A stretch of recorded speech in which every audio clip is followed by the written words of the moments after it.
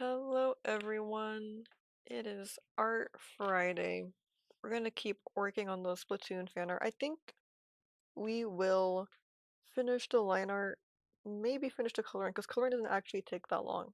So we might be nearing the end of this piece. We'll see though, we'll see.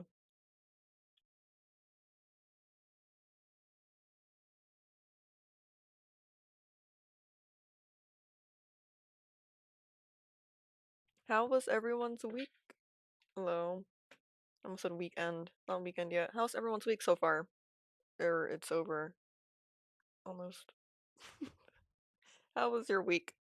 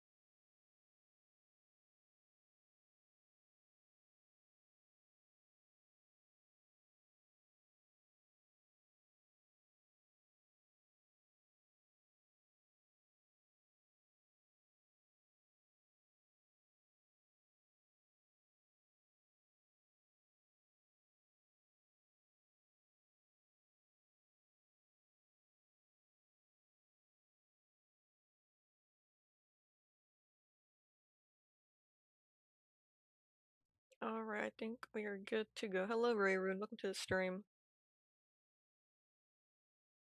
My week has been pretty chill. Hello, Diswallery. Welcome to the stream. My week was pretty chill. Let's get music in here. There we go. I was able to get some more work done, but I feel like I did a lot, but I simultaneously did nothing all week. It's one of those weeks. Productive but kinda lazy outside of that. It's weird. Got what I had to get done. You can't stop me. 30 stream streak. That is wild. Thank you so much. I really do appreciate you guys being here. Means the world to me. Let's just jump right into art. Like I said earlier, I think we can at least finish the line art and coloring for this today. If we really lock in. We can do it. But after this, you might just return to the animation. I think my art juices are coming back. Because the commissions kind of drain me a bit. Not really in a bad way, but definitely starting to run out of steam. But this is fun for me. This is fun art. That's why I'm doing it. This is good for me. Gotta keep my skills sharp. And I really do like this piece. This is really cute. I'm proud of this already. From online. What if I got closer to the canvas? Why would I get closer to the canvas when I could draw from really far away and complain about it? I used to draw super close to the canvas only. I would be like super zoomed in at all times. I would never zoom out and draw. But now I zoom out and draw a lot. Are we gonna play? I know you said lock in, but you don't think I'm capable of locking in. If we finish early, we will try to play Call of the Lamb again. I haven't opened it since the last incident. Since the last time, I think it was just a weird glitch. If we finish early and we have 30 minutes left at least, then we'll play. And I'll probably be down for more after that point, but we'll have to see how I feel towards the end. But I would be down to play today. I'd be down.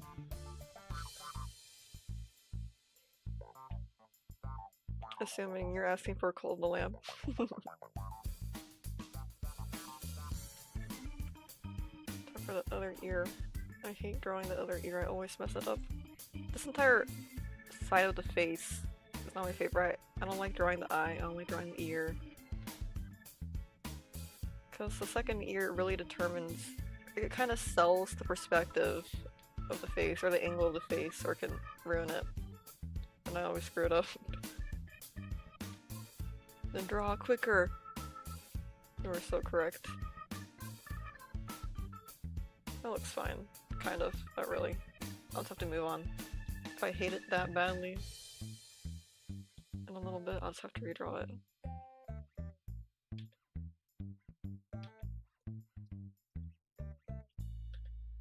Let's clean up the sleeve a little bit. I kind of got lazy here.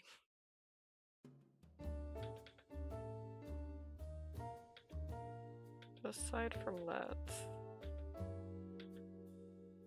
still working on the new model, kind of, whenever I have free time. whenever I have free time and I feel like drawing. I'm really in the experimental phase because it is going to be animated a little bit. So when I say I'm working on it, it's going to take a few months for it to come out, really. At least like 2 months.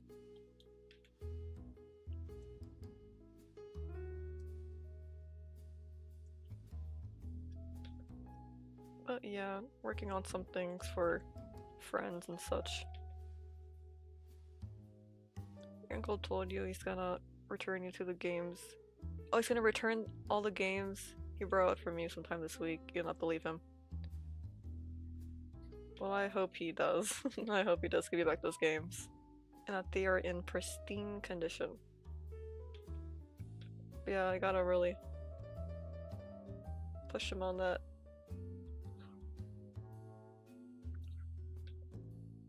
I think her ears are just flat. Yeah, they don't have really any dimension to them. Not dimension, but inner ear stuff going on.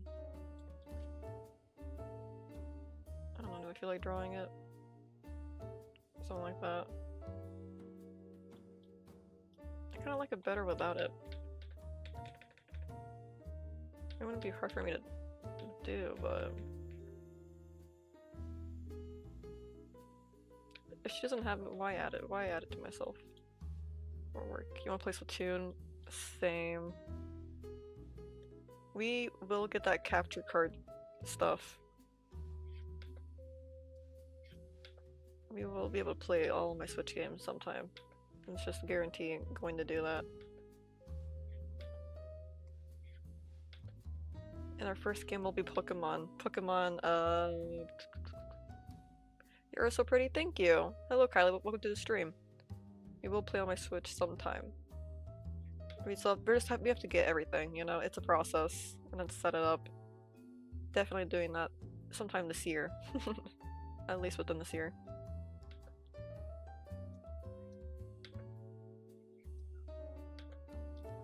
I'm gonna use a new layer. There we go.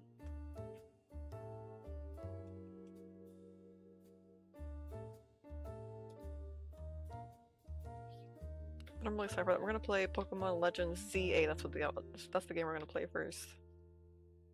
Pokemon Legends ZA. I played very little of it just to experiment. And I like it a lot. We're gonna have fun.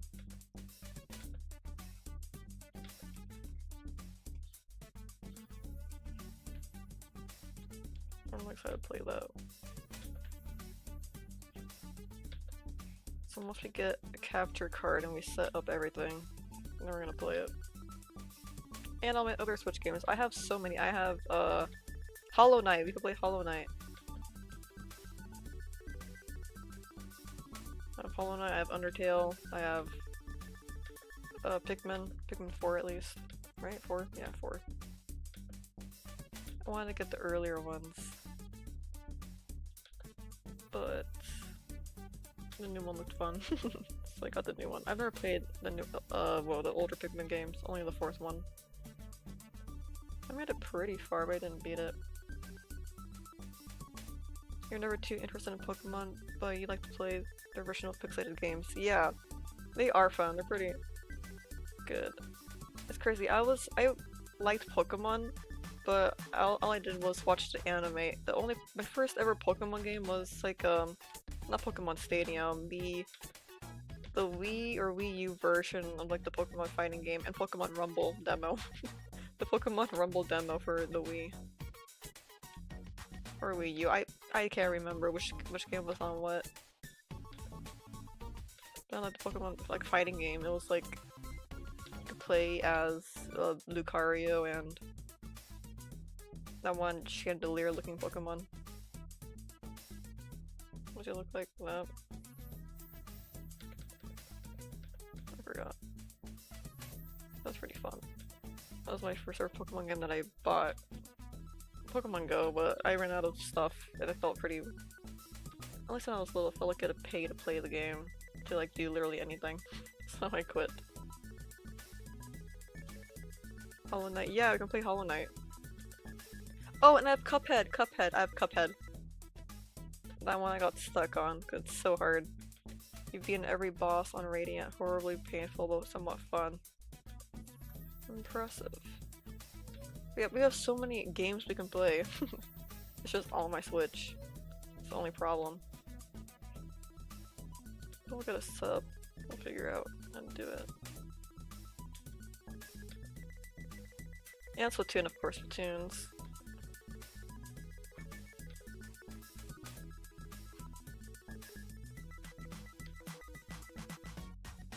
It'll be a grand time.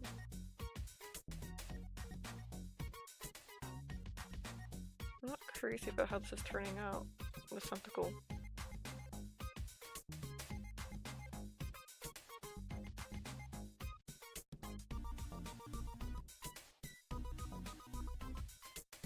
Maybe more like this.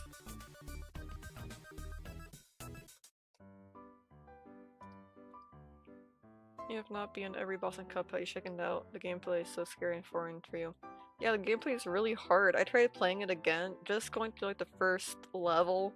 I kept on dying. I died like 10 times and I couldn't get...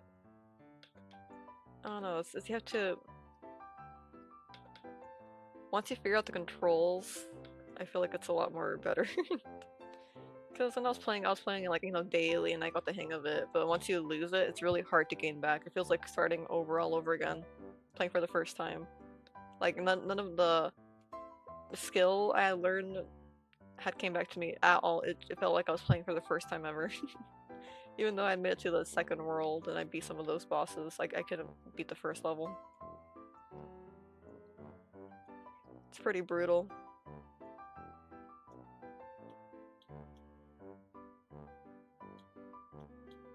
Yeah, Cuphead is really fun though. It's just also very difficult.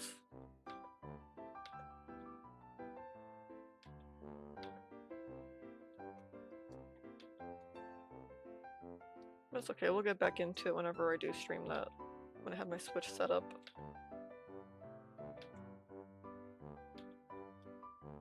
Okay, there we go.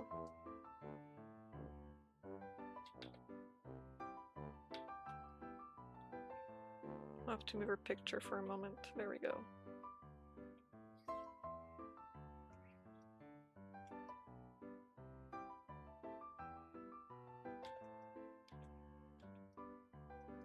This sounds like a Cuphead song. I was just thinking that. Okay, tentacle... Suckers, I think it's called. Suction cup.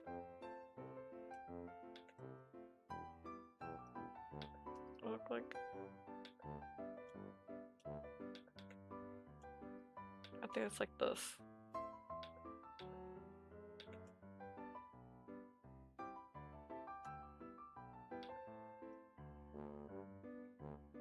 I think that works. I like that one better. What was my biggest disappointment in the game?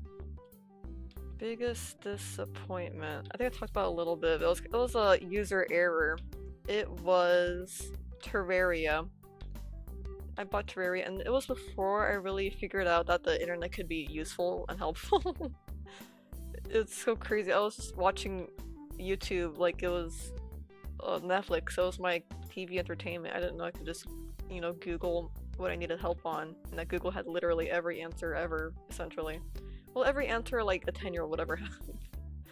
And I played Terraria with no guide, no previous knowledge. I just thought it looked like Minecraft and that it had the cool monsters and gear and worlds from like the back of the box, from the back of the cartridge, whatever. That's all I knew about Terraria, and I played blindly and I couldn't figure out anything. So I had to give up on that. But not really. I would play it. I would just stay in like the very starter zone, just like hollowing out the earth and building. And then dying to whatever monsters came across my way, and that wasn't slime. It's not the Terraria, right? Slimes? I think so. But I have that for my Wii U. But I was so disappointed because I thought it'd be a lot friendlier to play. But no. It's not very beginner friendly, I guess, or you need like a guide or someone who knows what's going on. This was some super cool, cozy looking game with beautiful graphics. They promised us so many things. You waited for months when it launched. You immediately cringed because it sucked. Oh no. That's the worst. Yeah, Terraria was my biggest gaming disappointment because I was a little kid. I thought it would like, you know, kind of guide me more. But it really isn't the kind of game you could just kind of brute force, I feel. Not that I know much of it now, but now I kind of looked into it a little bit more than I did when I was a kid. I'm like, man, this is a tough game. Especially if you don't know what's going on. I was so excited to play it.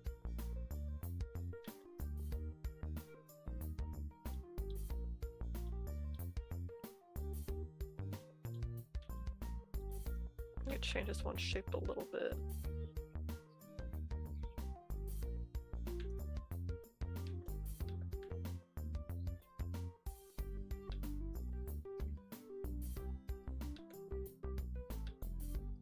But anyways,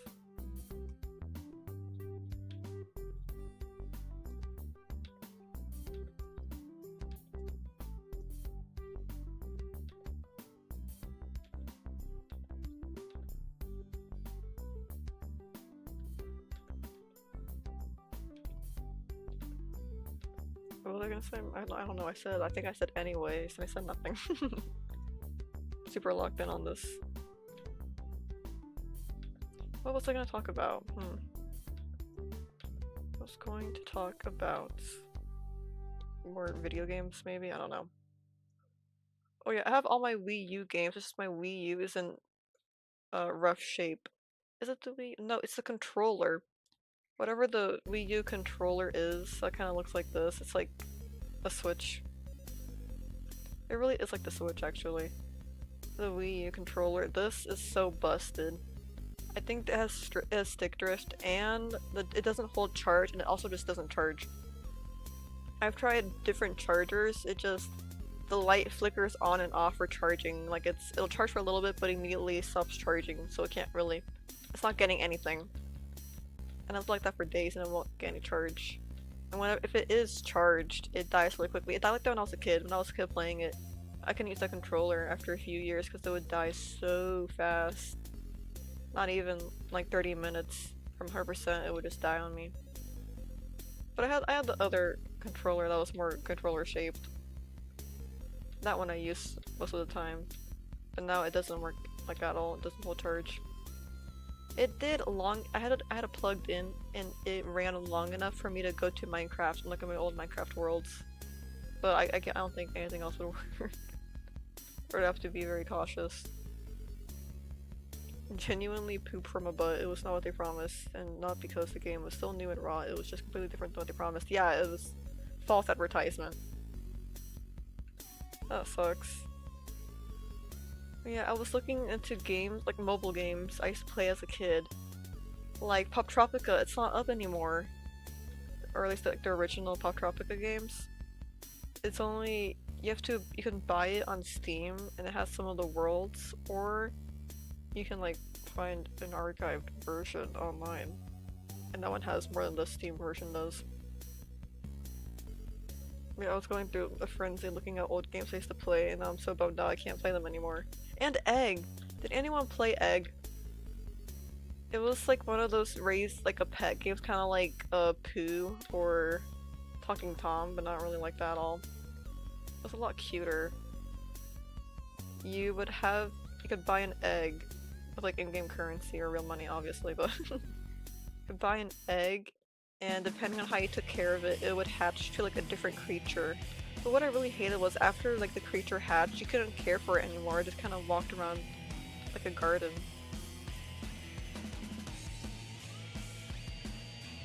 But you could dress up your egg and feed it and play minigames. The minigames were so fun. The gameplay the gameplay was repetitive and boring. The characters were dull and flat. The graphics were horrible. Saddening experience. Oh no. But yeah, it was Egg with an exclamation mark. I think they had a newer version of the game, but this one is gone forever because they hadn't updated it in a long time. They kind of just abandoned it. But it was still up on like the app stores. You could still play it and it ran fine. Maybe there would be like a few bugs, but that was it. But now it's gone forever. I'm so upset. That was one of the few games I had saved on like an old device for years, and then I deleted it to make room for other stuff. And now it's gone forever.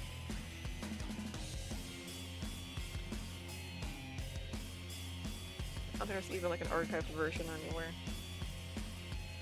I heard you could buy it on somewhere on like Amazon Game Store, but you have to like have an Amazon device to play it. It's so annoying.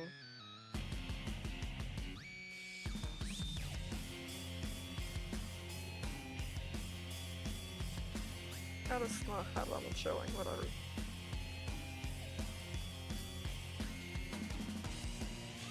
Lost media lore, literally. I should start a Lost Media hype train for all the games I want to play so I can play them again.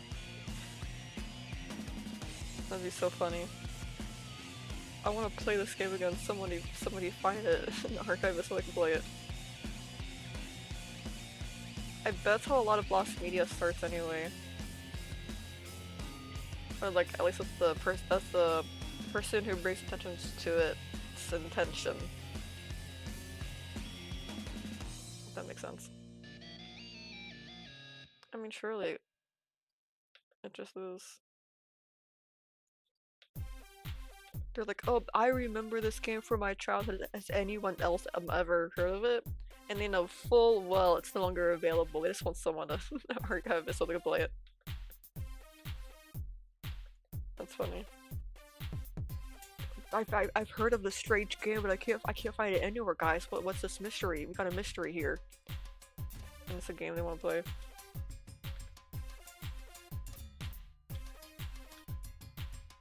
It's genius. Not in Club Penguin, but Club Penguin does have a rewritten version.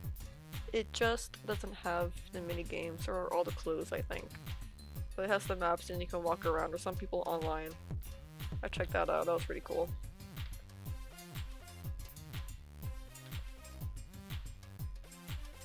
What else? What are other games I used to play?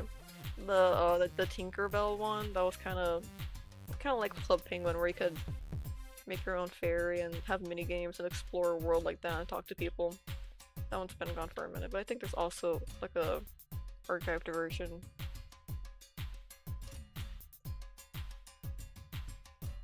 And what else? Roblox games, they're not really dead. No, actually some of them are now, I think. I remember hearing that, it might have been a few years ago, but some older Roblox games, if they weren't updated to like, or if they weren't regularly updated, or I think if the creator had to like submit something to have their game stay up even though it has less visits, something like that. A lot of games were lost to that, it's so upsetting. And even if they weren't lost to that kind of wipe of old games, they don't work to the current engine or something. I used to be obsessed with games like Talking Tom before the whole Maniac and Talking Angela's Eyes thing occurred. I immediately stopped playing any game of this genre. actually scared the rocks out of your socks. That's funny. I heard of that too as a kid, but I thought it was cool. I thought it was interesting. I felt like I was in on like a I was in on something, you know? Like, whoa, this is a thing, and I have it. I have it too. Because typically a lot of internet mysteries were for like PC games, things I couldn't access. But if it was a phone app, mobile app, that was more accessible, and I feel like I could be part of something. I thought it was cool. I tried looking for it and doing all the spooky hacks and glitches. I couldn't get anything. Oh well, guys, guess it's not real. We are done with the line art, I think.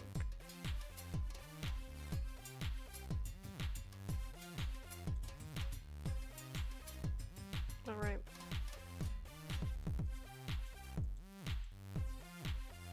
Let's merge this down. Now we can get colors. Let's start with Callie.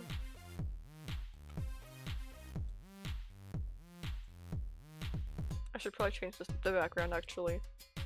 Let's go with the gray. I always choose the same gray the background is. I don't mean to do that. A guy named Vibing Leaf specializes in making horror videos. Made a video about talking Angela lately and it perfectly captured the horrors you felt back when you were younger. Interesting. I love watching those YouTubers. Vibing Leaf. I have to look for that. Sounds interesting. Yeah, just these last few days I've been in a frenzy. Looking back at old games and videos about old games, their downfalls or what went wrong.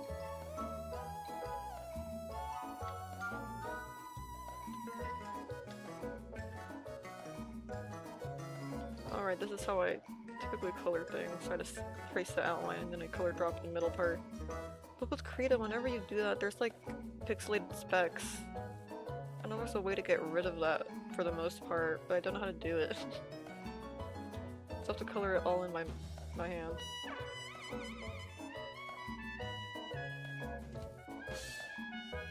Which I don't mind, I kinda like doing this too, this is fun for me.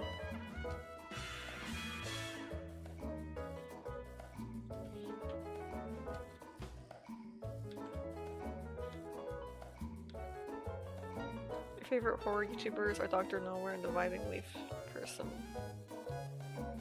Who do I watch? I was watching a video first just before stream and I was eating my breakfast. I'll hop on YouTube really quick and find her. It was...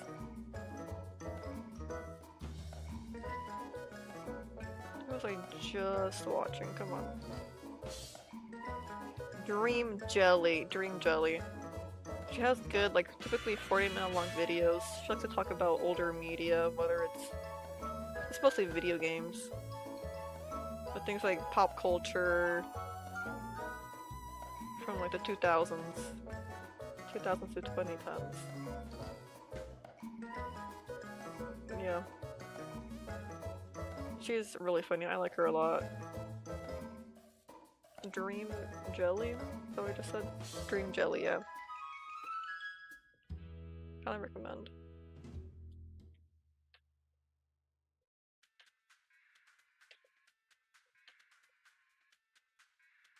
Only two that actually managed to get a reaction out of you with their content.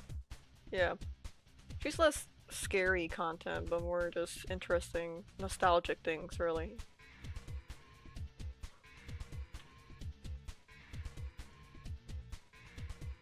Which is a small variety of things she also talks about, it's not just games.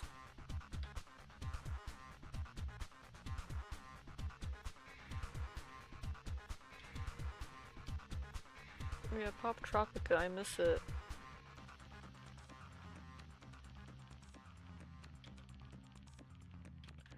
I actually didn't know that Pop Tropica was made by the same writer or creator behind Diary of a Wimpy Kid. Even when I played as a kid, I had no idea. I only learned that recently. Not from that video, but I don't know where I heard it from. I've seen her videos before. One's pretty nice. Yeah.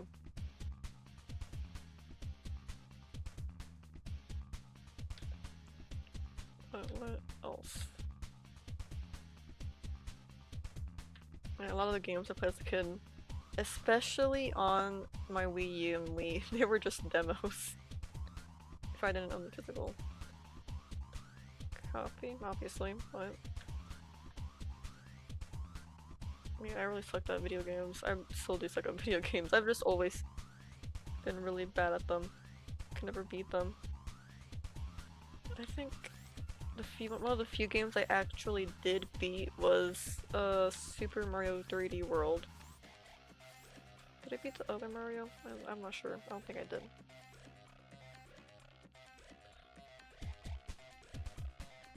Yeah, the Super Mario 3D World for the Wii U. That's the one I actually did beat. And I got bonus stuff too, the bonus levels. I beat those too. Every time in a Mario game, I always skip the water levels. I hate the water levels so much. They're my least favorite. They're so hard. I always die in that to this day. To this day. I will always die in the water levels. How do I change the color? I forgot how to work Krita.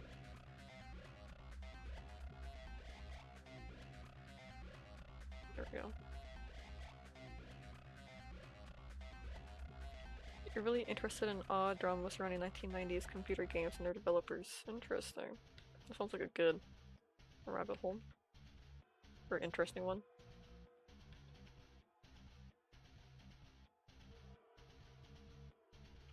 Anyways.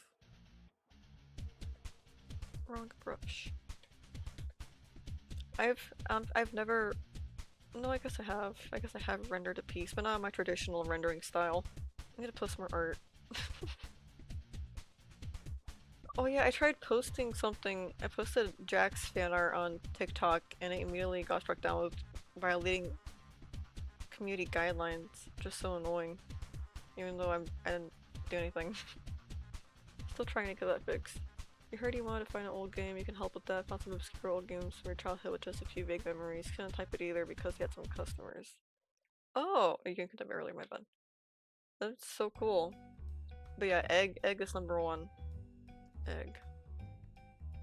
The game still exists on Amazon Games. I can't access that because I don't have an Amazon product, so I can't play it. But egg. The logo looks like an egg with big eyelashes, I think. But yeah, it's one of those raise a pet games. It was so fun. I liked it because it looked like none of the other raising pet games from the time. It was definitely like you could tell it was a product of love. People really loved and put a lot of effort into this.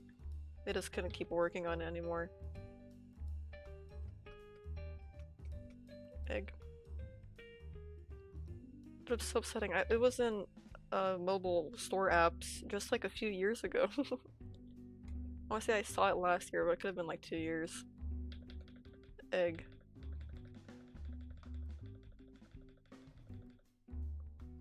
Are you sure it was an egg? Yes, definitely. It was egg with like a cat with a what is this called? Oh my goodness. Exclamation mark. It was spelled like that. I'm sure I could find it really quickly, like a picture of it. Side quest. I mean, the game files are still out there. It's just you need Amazon games and an Amazon product to play it on, it seems.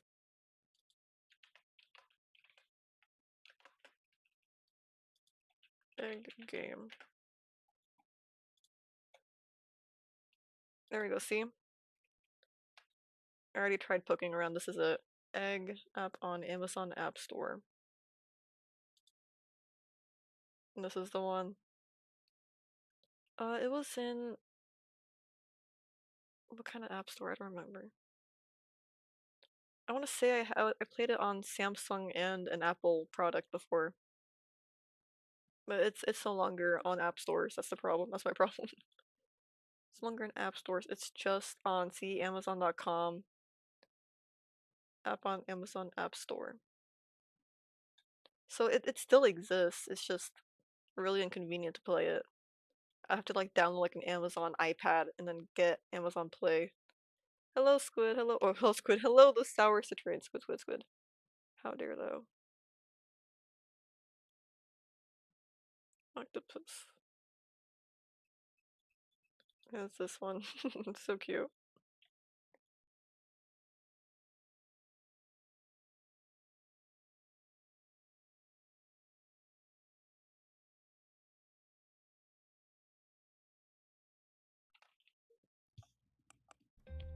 Hello the sour citrine, welcome to the stream.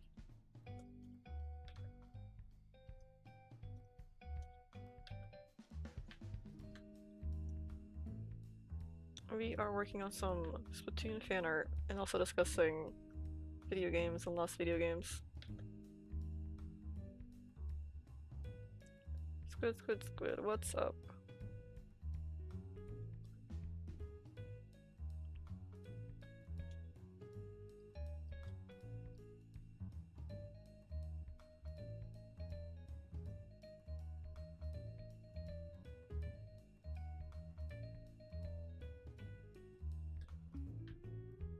It's kind of my favorite idol. Yes, Callie is my favorite idol.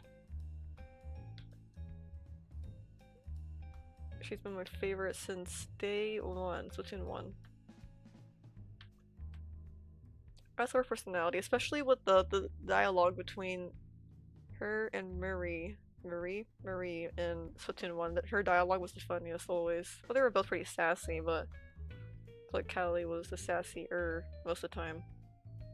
Marie would always have good comebacks. Especially their Splatfest dialogue, so fun.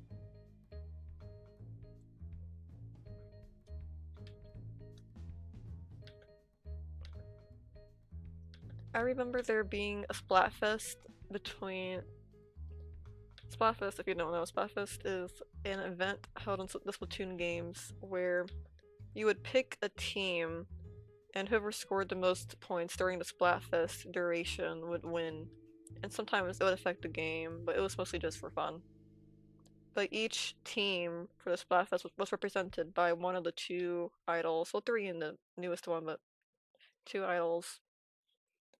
And one of the contests, one of the Splatfests, was between squids and octopuses, which are like two races in the game. It was pretty crazy. I think they did it twice. I want to say that happened twice. At least once in the second game, because there was actually, you could play as the octopuses. In the first game, the octopus characters were the enemy. It was crazy, Splatoon lore is crazy. But yeah, the second game was just between two races, which one's better?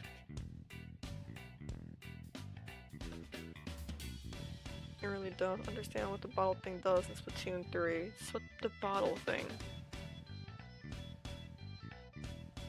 Bottle thing in Splatoon 3. I don't recall.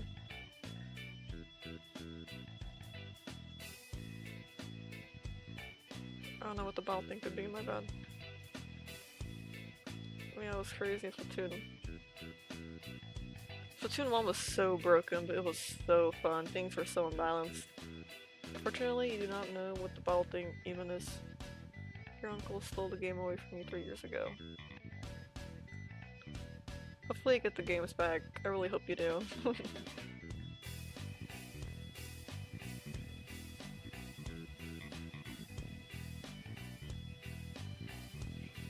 Inklings are the squids, right? Yep, Inklings are the squids. Octolings are the octopuses.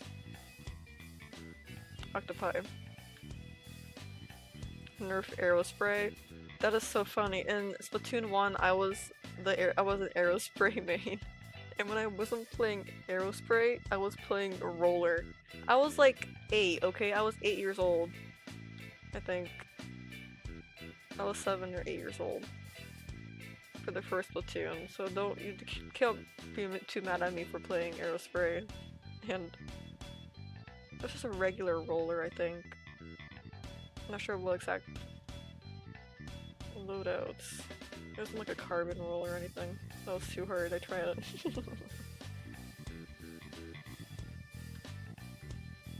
Man, I miss it. Please, Uncle, I need this. Our Switch is kind of Splatoon-less. The worst kind of fate for a Switch.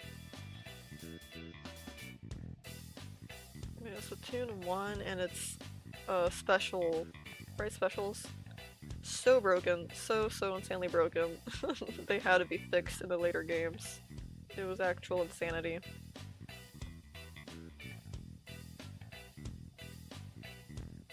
From what you see on rollers, Splatoon 1 and 2 were crazy. They were literally one shot. Yeah, you could roll over anyone. You could roll over anyone. They would be dead in a single hit. And I think this, like the splashing effect, that would take 2 or 3 hits most, even from like far away. Good times. It was so fun. Man, snipers were like the absolute worst. That was like a guaranteed death sentence if you had a sniper on the enemy team. They could shoot from like all the way across the map. It was insane.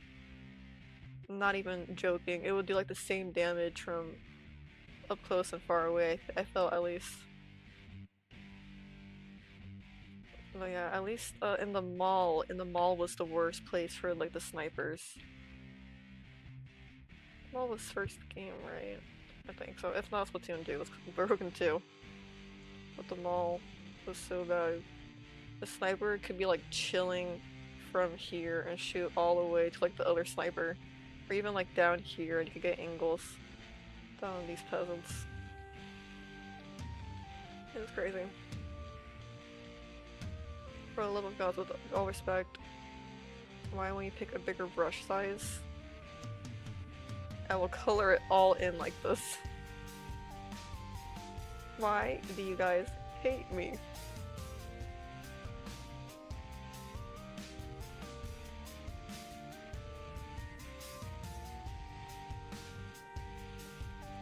Stop attacking me! What movie is that from? I think it's Trolls. My sister was watching Trolls.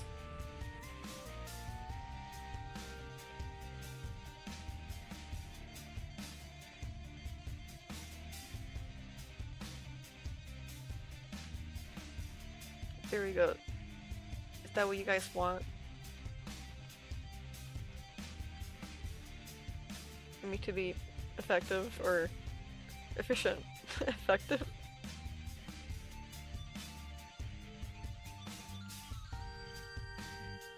It's like when kids color in their coloring books with the tiniest pencil possible and it takes hours for them to finish one single part of the drawing. Nuh-uh.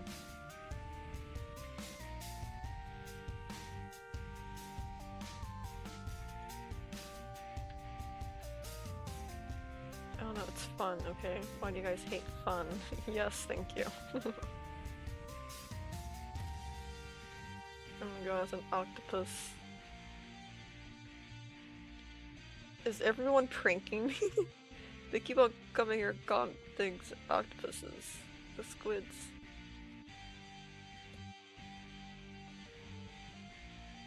I feel like Callie would be an octopus or an octoling if she were in the later games. What is happening? Oh. There we go. But yeah, I feel like Callie would be an octoling if she were in the later games.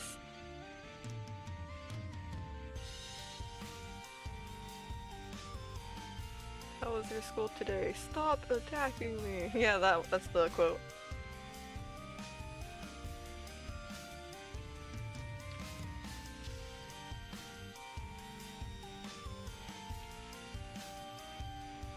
There we go. What color are her eyes? Oh, right. Okay, can't see the color of her eyes. I'll look for that later.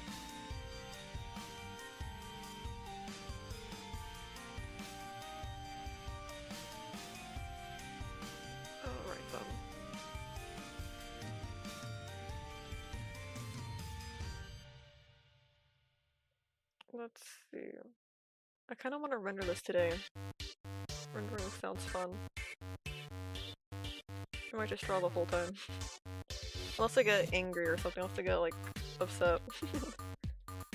I just sound like I get angry all the time. If my rendering doesn't work out, then we will play Cult of the Lamb. Dark yellowish. Oh, you're right, thank you. I'm a fake Callie fan. I don't know why I was thinking green for a second because she's pink.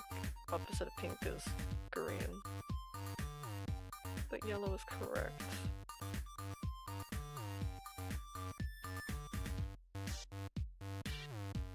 I want to say this color. Maybe it's more yellow.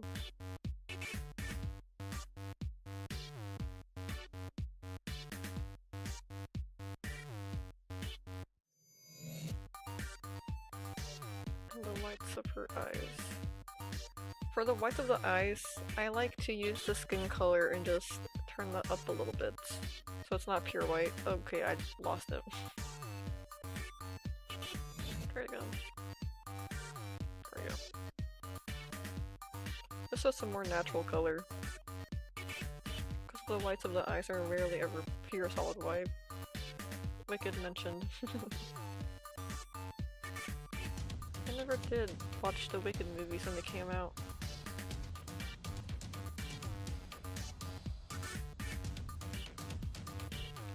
I just never cared for Wicked to begin with, so I never bothered to see it, but everyone was trying to get me to watch it. Everybody ever was trying to make me watch Wicked, and I said, don't cares.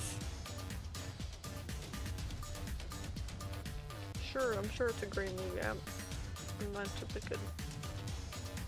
I would have a great time. Maybe I would. I don't think I would care for it.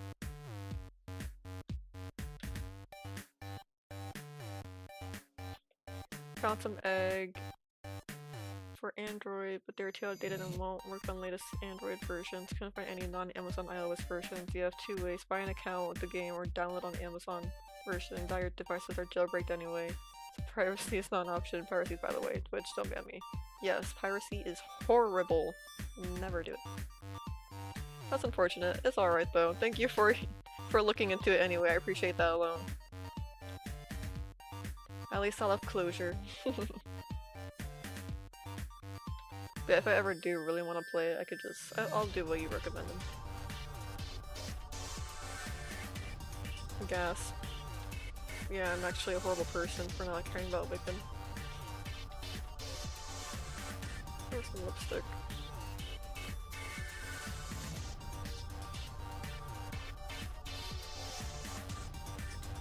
That and Hamilton. I refuse to watch Hamilton for no particular reason. I don't care. You could offer me $100. I'm not watching Hamilton. $102. We're considering it, but I'm never going to watch Hamilton. I can't get behind it. I cannot get behind the founding fathers rapping to each other. It is crazy. There's a lot of crazy concepts I'll get behind. The founding fathers of the United States of America having rap battles.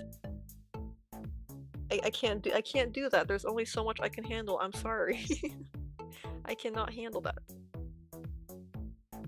I won't do it. I will not torture. I would rather watch Cats the musical movie than Hamilton. People keep telling you to watch it because you played one of Hamilton's songs for band festival. I am not watching Hamilton.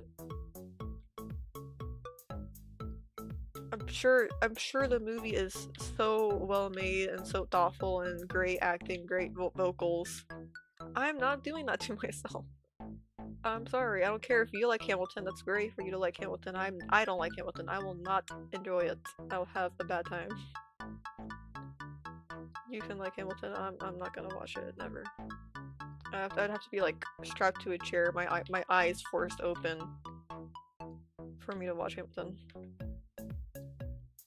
I can't, it's too much.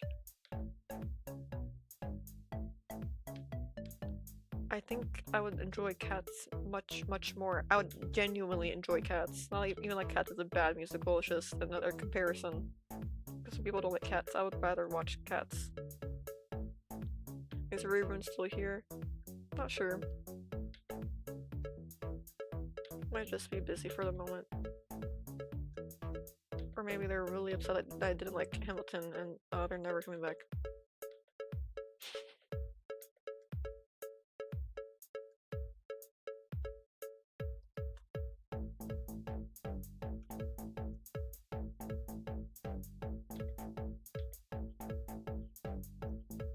But yeah, I'll watch, I think, literally any other musical but Hamilton, surely because I just don't want to. And I don't need a reason to not want to watch Hamilton. There's plenty. Won't like it.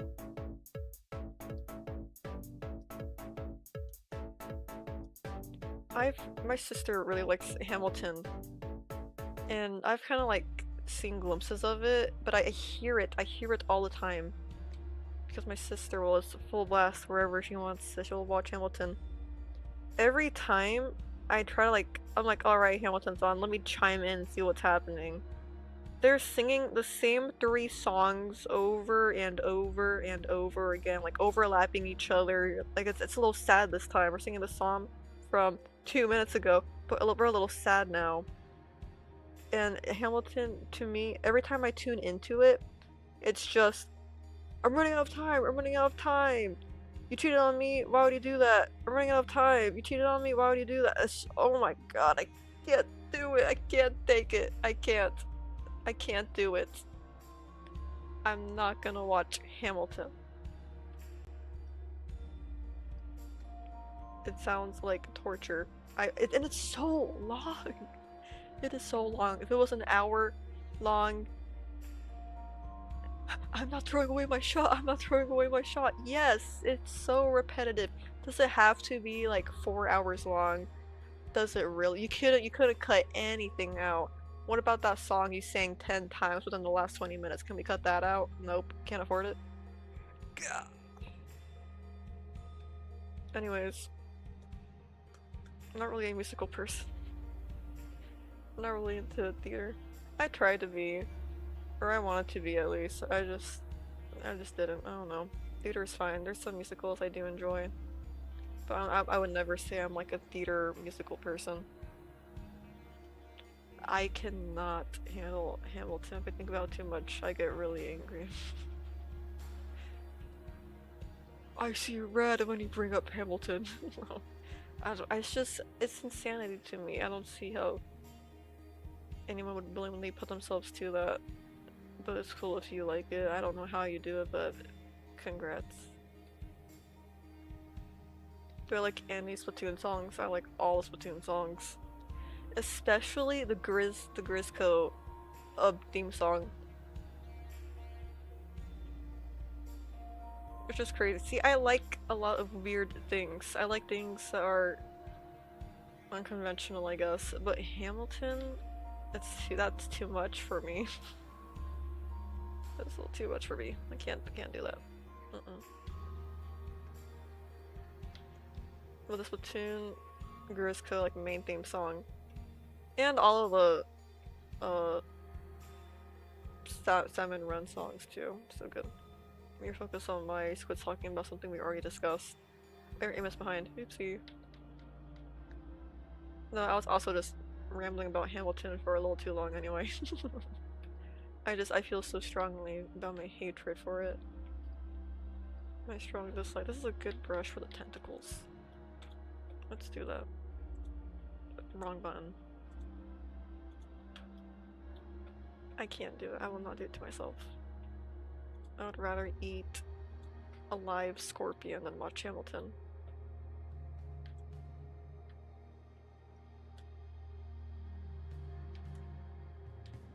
Here we go. Don't know if you were gonna do this later, but do you know Callie's pupils are significantly lighter than her eye color? Oh, I thought it was just the lighting. I didn't know that. Lighting for a 3D model at least. That's interesting.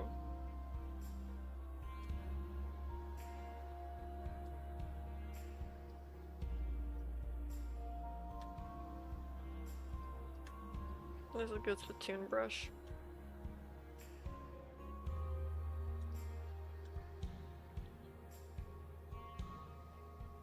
It's gone a little too high up. Let's push it back down a bit.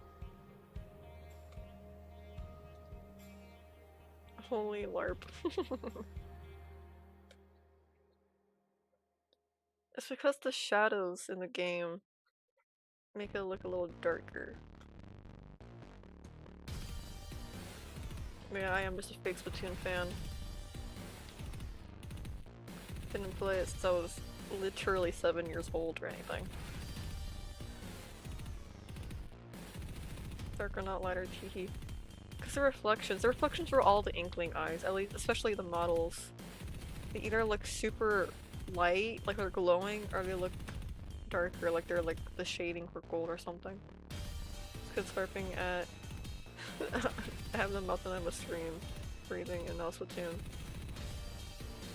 I said one quote from the video game. That's all.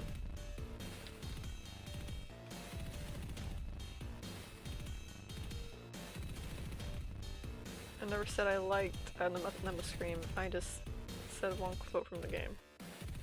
Ink Octo looks too shiny for no reason. Yeah. Their eyes are like almost like cat-like, the reflections at least. But anyways, I don't know why I say that. I say but anyways. I'm gonna transition to a new conversation, but I have nothing in mind. It's just one of my 5 alternating catchphrases at this point. Larpity, larp, larp, larp.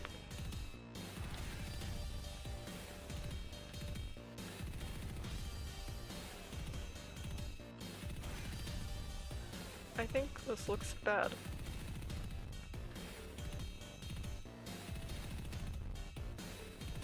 I don't like it anymore. We're gonna redo that. We're getting rid of all of it actually, everything we just did now. Don't like it. Try again later. Let's get back to painting her outfits. Arts for them octopuses perpetually wet in real life too. They are. I think so. Unless they're dried out.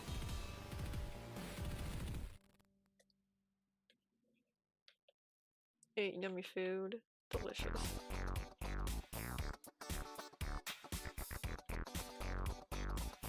I was gonna say something else, but I forgot. This one's a bit loud.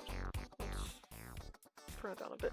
Oh yeah, I wanted to play Ana Dream Barbecue again to do the other route that we didn't do the first time. That'll be fun.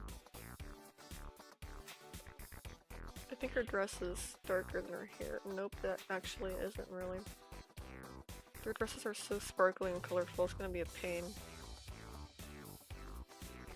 Hello, Bake Sonjun. Long this rhyme. Beep up. I want to make her dress more teal. Much chatters on the YouTube channel, yup.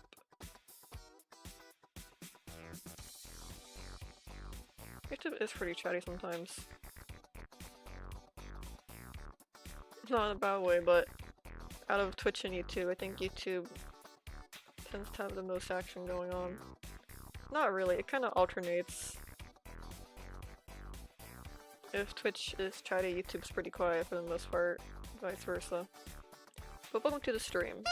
Oh, goodness. Thank you for the follow. Thank you for the follow. I really appreciate that. Let's see.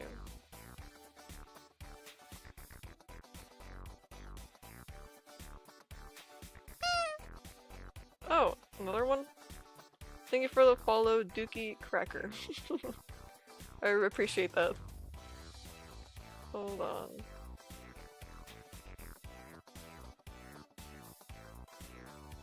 Alright, really quickly, I have to BRB. We'll take a 5-minute break really quickly. There's something I have to do really quick. Another one? What's happening? Thank you. Thank you for the follow. Bowie. Thank you, Bowie. But anyways, I gotta take a 5-minute break really quickly. Something I must do. We will be back soon.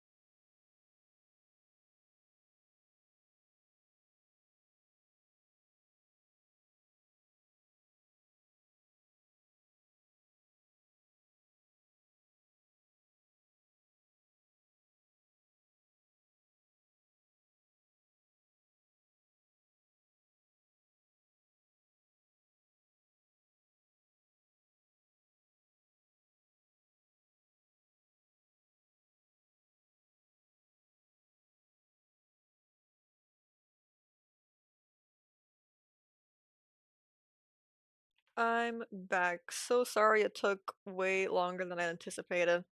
I just had to do something really quick. We are good to go. Thank you guys for waiting. Holy moly. Let's get back to drawing.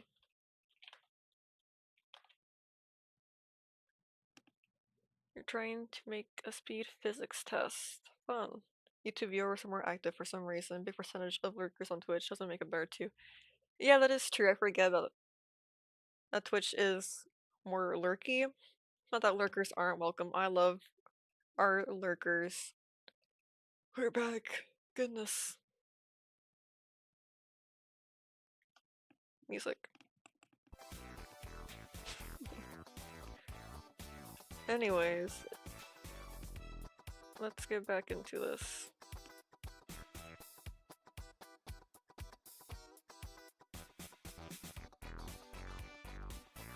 What was I doing? Coloring the dress. That's right. It's not really a dress. I don't know what this is. One piece.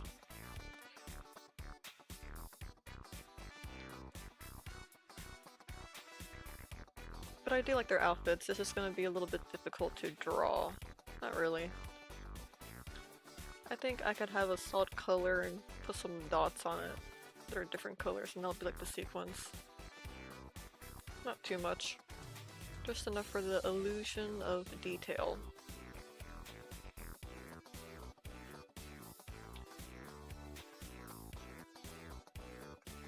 I will have to grab a photo of Judd for reference when we get to coloring him.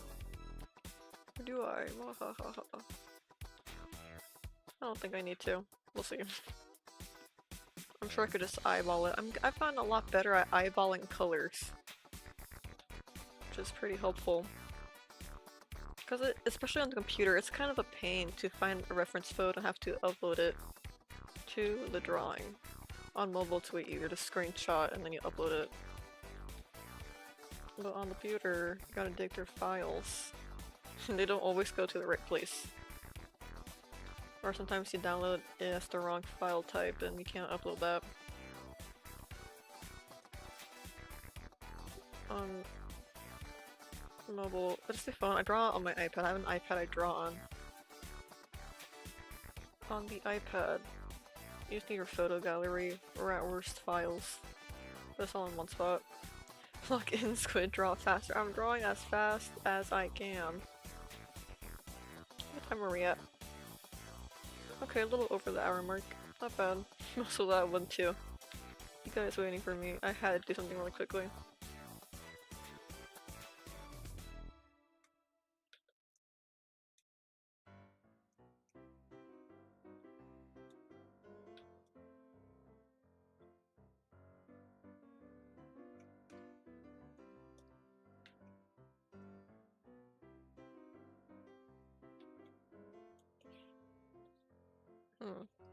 Next is her shoes. Which match her hair. I just want to make it all the same color. I think I might just do that. But her dress really does, at least in this photo, it looks super teal. Part of me wants to change it.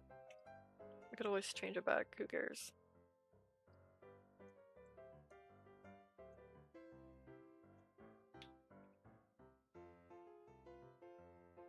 What is this top 10 silliest cat moments music? It's Kevin MacLeod, okay? All of these songs have been in a toy unboxing video or the background for a Roblox game. What more could we have expected?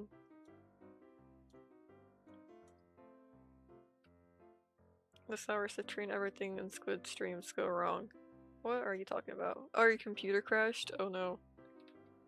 My streams have been like super unlucky lately. This has been going wrong.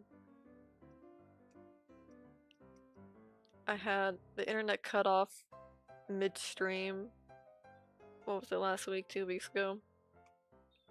And then a game crashed, or a game froze, and I couldn't use that entire monitor which is where my stream is. I have two monitors. Second monitor is where you guys see things and where I draw. The other one I see chat in. Cause I'm so professional and so fancy. We had internet cut off and the game crashed. Last stream. The game froze. No, I keep on saying crash, it froze. And I can use the entire window. What song is this? I don't recognize it. I think it's time to reset the playlist. Yep.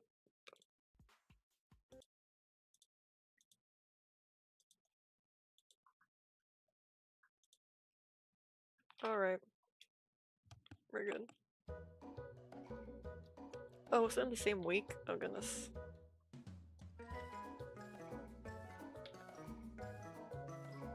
But yeah, it's like the game was on top of every other tab, even if I open a new tab. And whenever I try to open a tab on my left monitor, it would open in the right monitor. So it was nothing worked. And I couldn't close the game.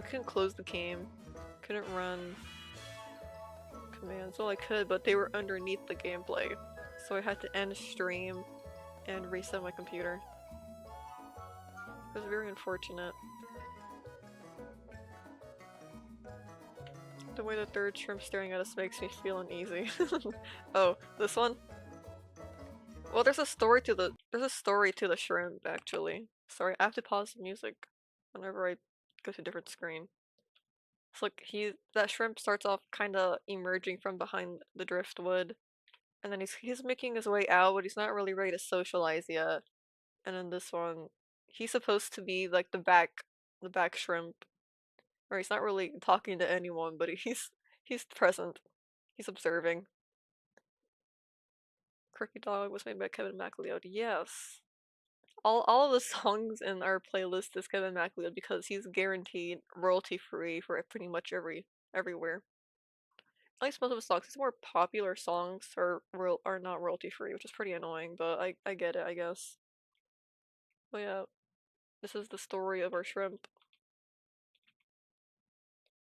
Yeah, they're just socializing. So the first one, people are just arriving into stream. They're saying hello. They're kind of coming out.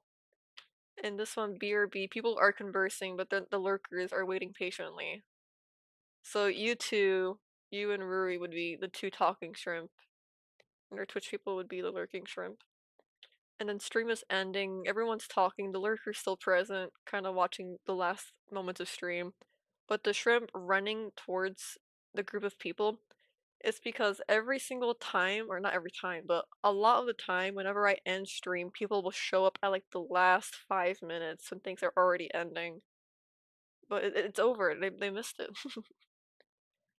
Worst thing in chat is the snowballing. You want more activity in chat? You need some activity for that. Want more viewers? Too bad. You should have some viewers for that. No wonder so many Twitch streamers are buying bots. Yeah, it is annoying. It's kind of like, oh, it's what's it called, a vicious cycle, where to get more viewers, you just need more viewers engaging in chat. To have people engaging in chat, you need more viewers. So it's kind of it's weird. It's not really balanced. Oh well. Oh well, indeed. The squid have some more personality of sorts. Related squids is Soda, no way mapping in every universe as a shrimp. There's gonna be a new squid design, to those who don't know. And there kinda is some lore for that, I guess. It's not too crazy, it's just a basic backstory. You know how a lot of VTubers especially, they'll have characters, they'll play characters, where their VTuber is like its own character and there's some like fun story behind it. There's kind of something like that for Squid, just very basic backstory. The new Squid, it's kind of like you can definitely see my inspirations, but I'm trying to recall what specifically it was. You should give them all names and little clothing to wear to identify each one. I like to leave the shrimp pretty basic, where one shrimp could represent like an entire group of viewers. I don't know, you kind of relate to a shrimp rather than them each being their own person. That makes sense. But there is a shrimp variant. It's for the subs on Twitch. They're a slightly more purple-pink kind of a shrimp. But again, slight variants, so you can relate yourself to any shrimp you want. Maybe I'll give like a shrimp a personality, but they all just kind of represent an entire group of people or viewers. They're supposed to be vague. Oh, there we go. But for the lore of Squid, I think I said before, Squid kind of looks a little space-like, but I don't really want Squid to be an alien. I think Squid's just an advanced squid animal. And the story behind— I remember the story behind Squid is that Squid is kind of like an evolved squid almost. And Squid can't really relate to the other sea animals. And Squid decided to go try and live with like humans, or try to be more in like human culture, thinking that humans would understand Squid if the other squids aren't like Squid, don't think like Squid, don't really act like Squid.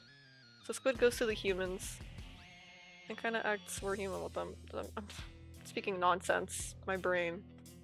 I can't think and speak, apparently. That's kind of the whole gist of it, if any of that made sense.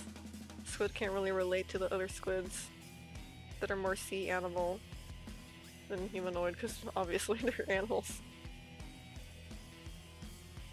So Squid goes to the humans, talks to humans, plays video games. Hoping to find someone to relate to, or people to relate to. Okay, it's the squid creature, yeah. But kind of the whole point of the character is that Squid doesn't really fit in entirely with the humans either, you know? Squid is just searching for a group of people. Or a group of anyone, really. To have a good time and enjoy with. Because not every single human ever is going to relate with Squid or be Squid's friend. But surely some. Twitch groups can help with that and kickstart your Twitch channel, but you don't think it's an easy, or it's that easy to find someone unless you already have some streaming friends. I talked about it before. I have some streaming mutuals on like TikTok. Hold on, my mutuals. We just kind of mutually like her posts. You wonder why they don't fit among humans.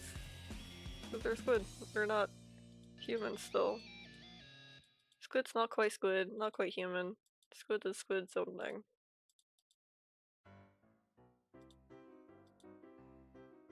See, there is pink on that circle part of the shoe.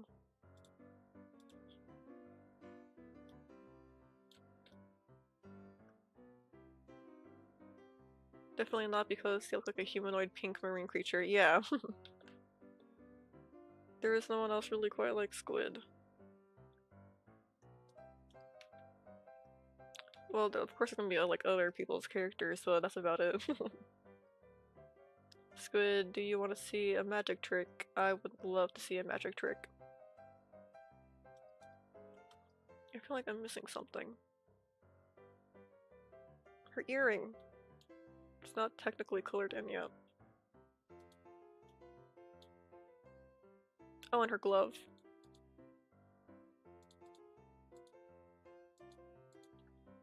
Squid, Sour Citrine wants to show you a magic trick. They got it spent 10 minutes. It has not been 10 minutes.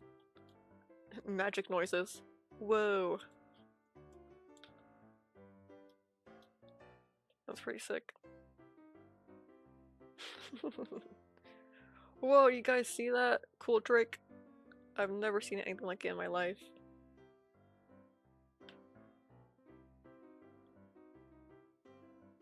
Oh yeah, and Squid kind of looks like space-like. By space-like, I mean kind of like a alien suit, spacesuit kind of looking thing. A little sci-fi. Squid looks that way because Squid going to like the human world is kind of like, at least in my mind, like humans going to space. So I thought it'd be funny if like the space version, the space equivalent for fish would be, you know, land, so they're dressed for the occasion. They asked for you to see my magic trick before. Oh, did you? My bad, I didn't see it. Oh man, I did miss it. My bad. A certain someone didn't see that. Sorry.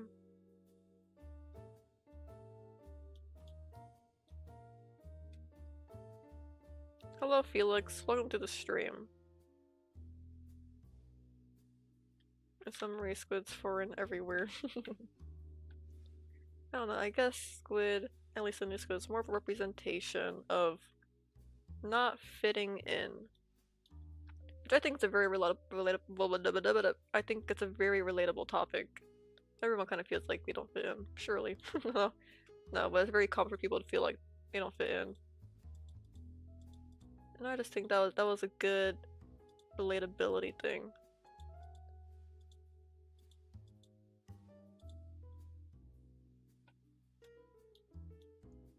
I just want a +1 subscriber with your magic trick to including you. Hooray! Thank you. The magic trick was conjuring up a new subscriber. Yeah, the whole fitting in thing, that's what Squid's kind of about. And being yourself, I feel. I feel like I'm pretty myself on stream.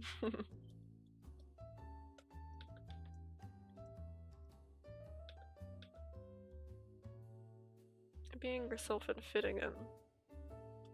Or maybe not fitting in, but finding your people.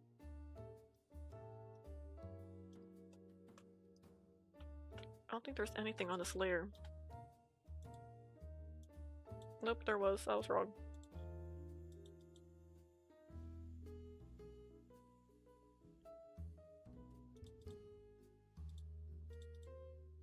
We'll just merge that down. Okay, whoa. Alright, anyways. Judd. What does Judd look like? I'll get my phone for that.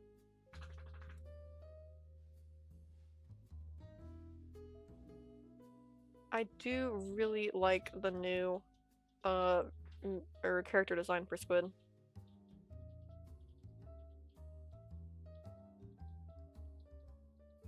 Just be yourself, how Squid's swirling. I don't know, I thought it would be fun. A fun little theme for the character, and it just looks cool too. It just looks cool. But the Squid story, I thought it would be fun to make a little backstory for Squid, so that's what it is. What tablet do I use? I use a UG... Let me see the exact model. UG M708 graphic drawing tablet. I'll write it out too. For the spelling. I got it on... What is it called? I got it on sale. Got it on sale. UG M708.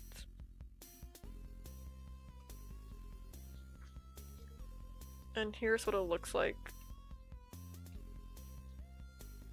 Not that long. Well, you have 8 buttons that you can keybind to anything you like. I'll draw circles. 1, 2, 3, 4, 5, 6, 7, 8. And then it's not really like a screen. You don't see the screen on it. It plugs into the computer and you see it through the computer screen. But it comes with the pen. You don't have to charge. I have yet to charge it, but I shouldn't say you don't have to charge it. I've yet to charge it, and I've had this for a few years. The pen comes with 2 buttons as well that you can keybind to whatever you like. And I'd say it's pretty good. It's not too big. It's a little bit over... No, it's like a foot and a fourth big.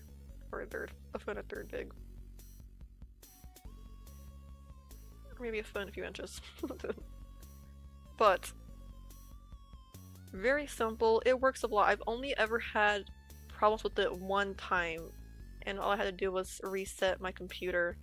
It was where whenever I drew, the line stabilization was gone and the pressure sensitivity, so whenever I pressed down, it wouldn't make the line thinner or smaller no matter how light or hard I pressed. And instead of lines being smooth, you could like see like the shakiness of it. And all I did was fix that, was reset the computer, so it's just like a weird glitch. I'm not sure how much it costs. It's been a long time. That only happened one time. It's the only problem I've ever had with the tablet. Once you get the tablet, you don't have to download an app for it. From that app, you can keybind things. And you can also assign where you can and can't draw on your keyboard, which is helpful if you have two monitors. You can make it. When I first got two monitors, when I put my mouse in the center of the drawing tablet, it would go into the middle of the two monitors. So there's two monitors, right? Instead of the middle being the one monitor I'm drawing on, the middle went to between the two. All I had to do to fix that was to whenever you open the app, it'll give you a large screen, and that screen is where you can draw. You know how the mouse can go between two monitors? It was doing the same thing for my drawing tablet. You can move the dotted line to where your mouse cannot go past the dotted line. It can only stay wherever you select. That's it. That was all. I think it's a very good beginner drawing tablet. Because it's my first drawing tablet ever, and it's really good. It has everything you need for the basics, you know? It's not missing anything essential. I mean, it would be nice if I could see the screen on my tablet, but I don't need that at least. How long have I been using it? I want to say 2.5 years. 2 to 2.5 years. Yeah. XP Pen tablets are good too. Had some problems with using it in Gartic Foam. I fixed it by opening and closing tablet settings. Yeah, most of the problems I've ever had to face at one time was just opening and closing it, turning it off and turning it back on. The voice ready. Yep, nothing's broken on me. And the keybinds are very easy to set. It'll just go to a tab and it'll say button 1, button 2, button 3, and then you select the button and then you tell it what keybind you want for it. But back to drawing. Right, the Judd reference. First we Squid, then we Sterling. Together, we are Squid Sterling. That's funny. A lot of people thought my name was Squid Sterling, as in sterling like the silver material. But the reality behind my characters, or my username... Wait, Judd Splatoon, so I can draw and talk. The real story behind it was that I just wanted it to be Squid, right? I wanted my username to just be Squid. Squid was taken. So I tried Squid Stir. Squid Stir was taken. I tried Squidling. Squidling was taken. And I'm like, alright. Squids with an S at the end, that was taken too. So what did work was Squid Sterling. So it's Squids Sterling. I combined all the name ideas together and it worked out. So I could have just been Squid Stir or Squidling or Squids. They were all taken, so now I am all in names combined. Squid Sterling. One thing led to another, yup. But I think it's pretty fun. I think it's pretty unique. I guess. Not unique enough for it to be taken every time, but... yeah, I made it unique. I thought it was funny. I didn't think it would work.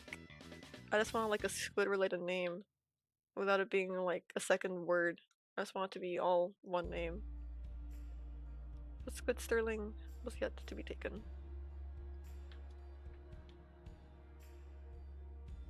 You just remembered. Yuji Itadori.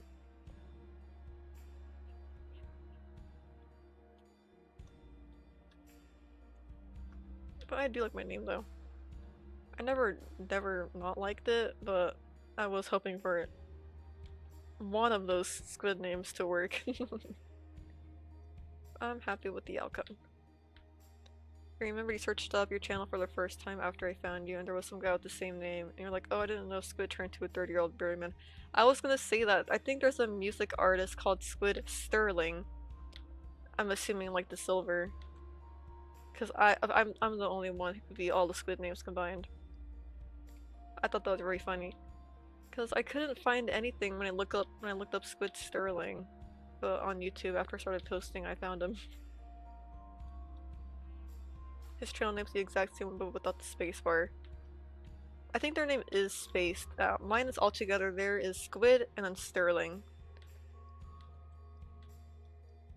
I'm Squid Sterling. He's Squid Sterling. I thought it was funny. My brain didn't even process sterling being a silver material. Or like a metal. I just thought of Squid Sterling, Squid Sterling.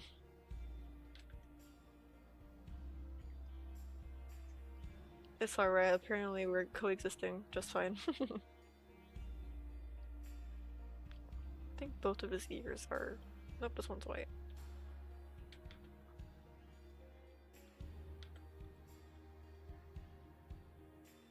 I wonder if he still posts anything. I think it's like a music artist. I wonder if they still make songs. Or if they're like active on social media at least. I haven't checked. Whatever. But searched him up again. He has magnificent brows. I'm sure he does.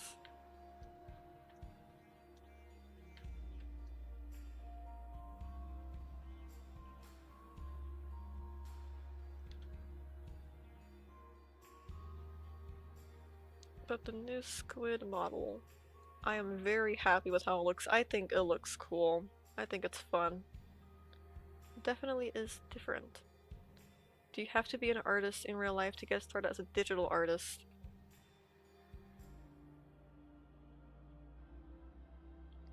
I think if you're getting into drawing and you only want to do— sorry, my brain was like trying to decipher that question and come up with an answer. I think if you want to do digital art, you could just draw digitally without ever drawing traditionally. That might be easier, because at least when I started out drawing digitally, I was a traditional artist, as in when I was like a kid. And the transition is difficult. At least for some people. It's very different than drawing on paper. So if you know for sure you want to do digital art and you haven't drawn before, I would just start by drawing digitally. It could be a little inconvenient because you can't really draw wherever depending on what you have or what you're drawing on. But I say if you want to get into drawing and you know for sure you want to do digital art, I'd say it's fine. Yeah, you don't have to draw on paper first. It might help. Depends on the person. Maybe they just draw better or it's easier on paper, and then you can transition the skills to digital. But if you want to draw and you're drawing on digital and you're doing great, keep doing what you're doing. You don't have to draw on paper first. I think for most people, it would make it more difficult to transition over, and then they'll just want to draw on paper forever. Even though that wasn't their intention, which is fine if you do end up wanting to draw on one medium more than the other one. You may have anticipated on drawing more, but I think it's fine. I think you can draw on digital without drawing on paper ever. It's definitely possible, for sure. If you do struggle with it, you could just draw on paper and then learn digital later. Some people's brains are just wired differently. You hate drawing on paper, don't know why. I'm the same way. I used to only draw on paper, but once I started drawing digitally, it's like I can make better art on paper, but it's more technically wrong. And I feel like it's like that because with digital, I draw things wrong and then I just edit it to be like I warp it, or I could grab a chunk and just move it around and stick it wherever I want. Digital's kind of done that to me. Well, on traditional, if something's wrong, you have to erase it and move it and like redraw it. You can't just select it and move it around the paper. I mean, you could if you wanted to, but your paper would get like really clunky. You could like technically cut out an arm and stick it wherever you want and glue it back on. But for the most part, most people don't really want that. Don't want to do that. So I think that is at least my reason, and maybe a lot of other people's reasons for finding traditional more difficult. But I do have fun on traditional, I do enjoy it. It's just my brain has to actually be aware of what it's doing. I can't just draw whatever and change it later. Well, I could, but it takes more effort. Squid, I didn't know you were boxing and playing guitar too.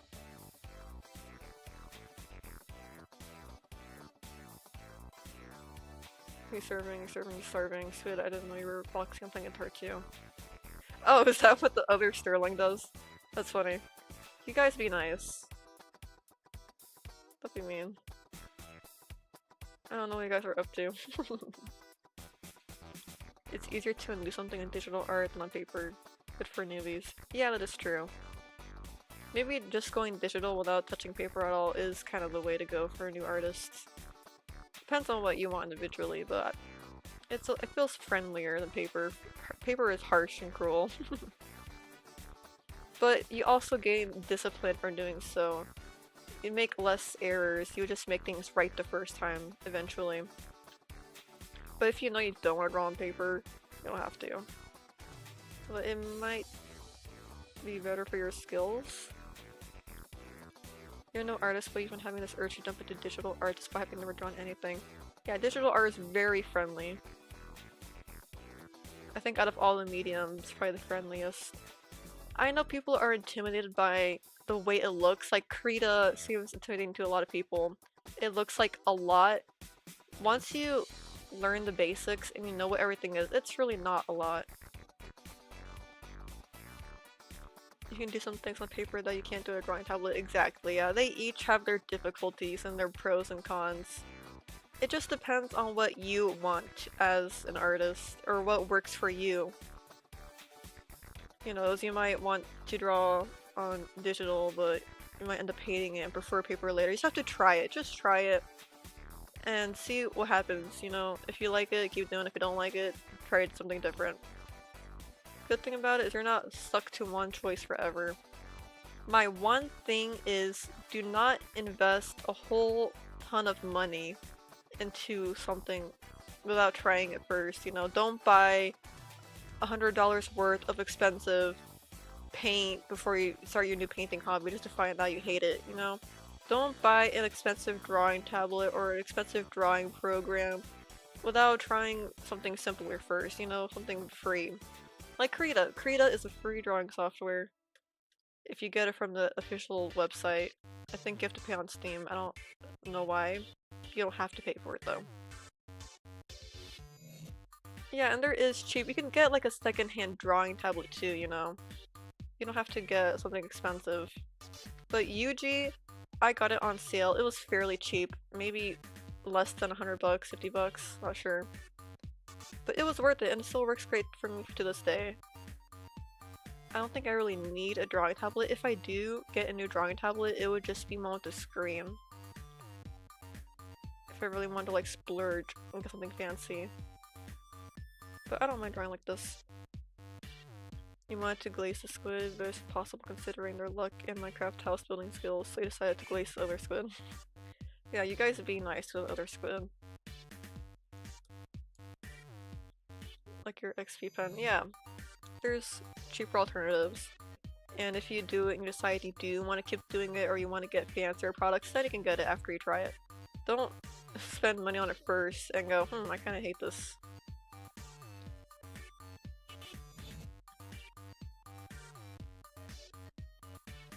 Alright, you guys leave the other squid alone. Quit talking about the other squid. You're making me look bad. Control yourselves. Be nice.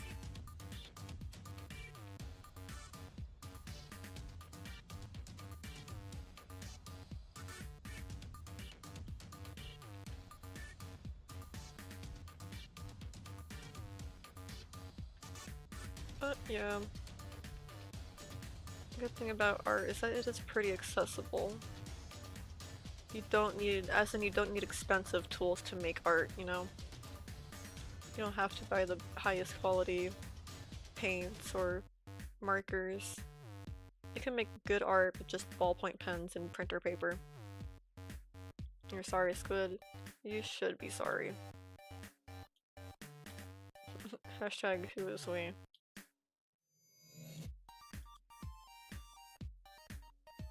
Hashtag we love the other squid. Yeah, don't be mean to him.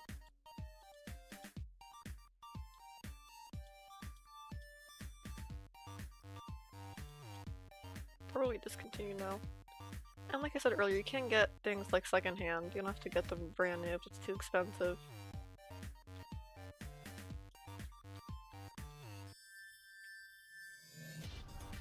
You're apologizing to the squid, not him. What are you guys doing?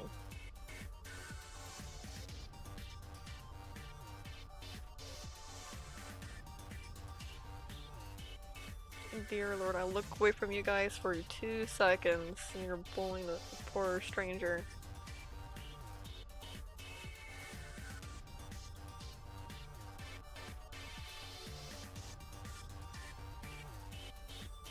Yeah, just drop it. Drop talking about that guy. I don't know who he is.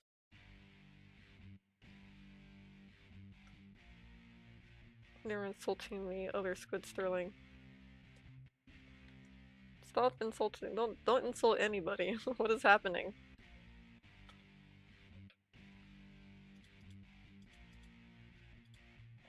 Guys are acting very poorly. Oh, hello Quen. Unfortunately your message was redacted, but welcome to the stream. This causes your 5th argument here. Why are you always getting into trouble? You guys need to behave. Don't be mean. Ian's just joking, that's not nice, he's not even here.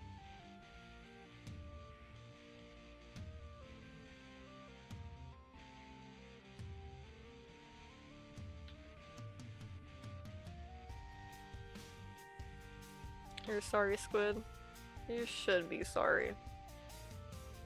That's not nice. That's alright. These are just playing around, but still, don't make fun of random people.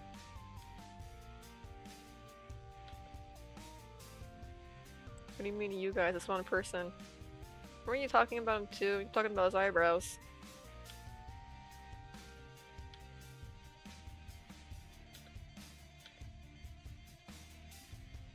Goodness.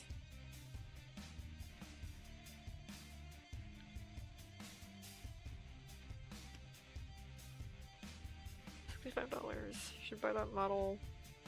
You can find it for $50. What? We're having like 2 different conversations here. They're talking about drawing tablets and pens. My other chat's making fun of someone. You guys are being terrible. He said his eyebrows are cute. Just don't talk about him at all. He's not even here. You guys are being weird. Just talk about Splatoon or something. Let's talk about Splatoon, guys.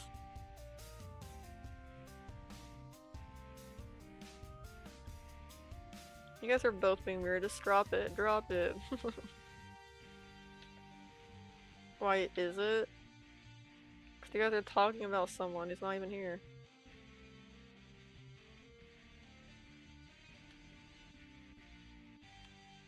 $50 is a good price, so just make sure it's in good condition.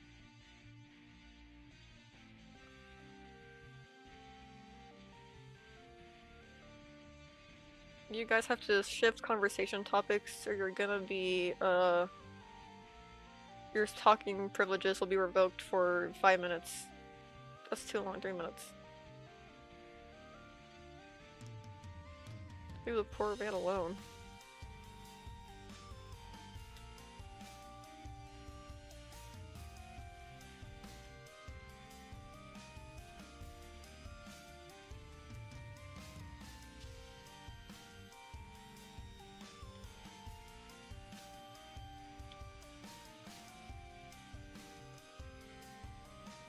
But we have made good progress today. We're almost done with the coloring. If I can like I'm the problem. You both are actively engaging in this, alright?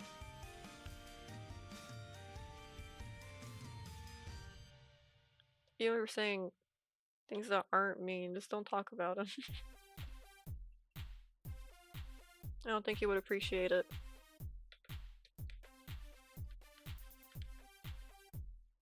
But I do want to. How much time we have? I want to render a little bit.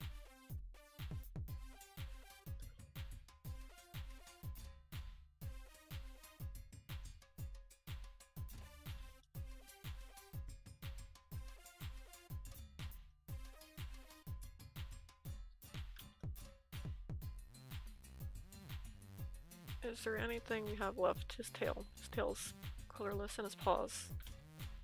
I think they're the same pink as his nose and ears. If not, they are now.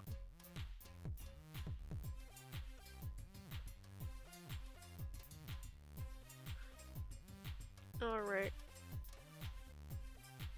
It's brown at the bottom. So it's not really even brown, it's kind of a gray or black. I got the wrong colors. We'll change it in a minute.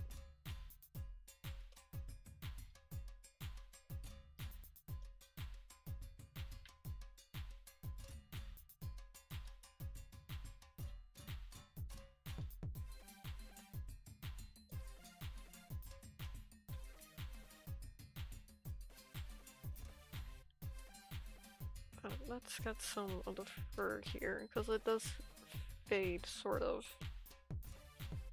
It's not really an entire gradient. I think I'll just give it scratchy lines, that'll do.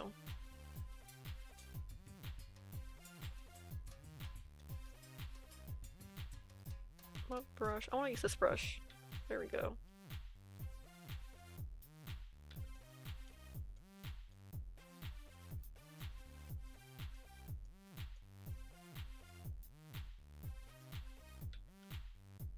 I really like this one.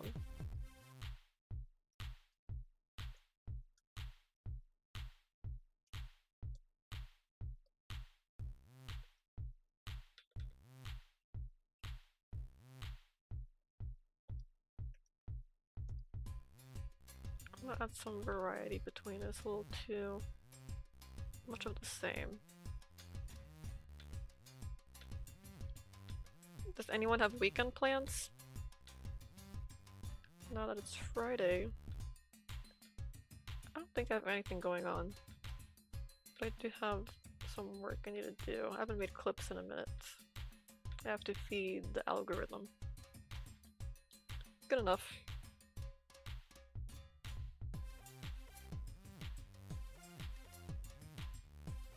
I was going to change something. Alright, I was gonna make it more gray. Let's just edit the colors. Oh, we don't have to do this. I can just make an alpha layer. Alpha lock? Whatever it's called. Maybe more like this. Are you into comics or stuff like that? I used to be pretty into comics. Maybe not as hardcore as other people were. But I liked the Bone comics, and I read some webtoons. Some of the pretty popular webtoons when they were in their earlier stages. Not that they weren't popular, but they felt smaller at least. Webtoon mentioned, yep. I read some of the slice of life stuff, some of the fantasy stuff, whatever Starboy. I wanna say it was like the one with the orange pigtails. I think there was chickens. I liked Starboy, but I was pretty young, so I don't remember a lot about it, but Bone was so good. I read that in my school library, but they never had all the books available. They only had a few books, and the ones I needed to read were always signed out, like someone was just hoarding them to themselves.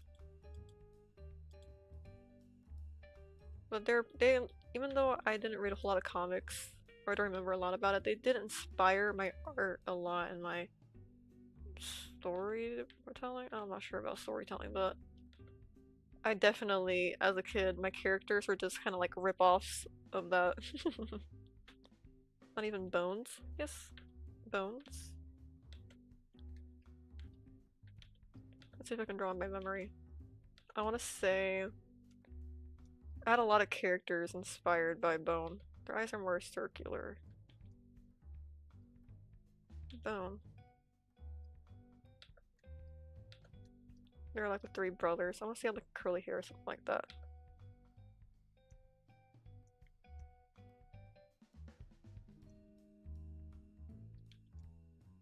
But yeah, I read whatever my school library had on hand. They had some, what was it called? You know, like the Diary of a Wimpy Kid books. I didn't care too much for that one. I liked Dork Diaries better and Smile. Smile was alright. I couldn't read Smile because there was no other cool comic books. I wasn't super big of a fan of that. But Bone was like the coolest thing I'd ever read. I still think Bone's really cool. I haven't finished it though. Whoa. I discovered a new thing.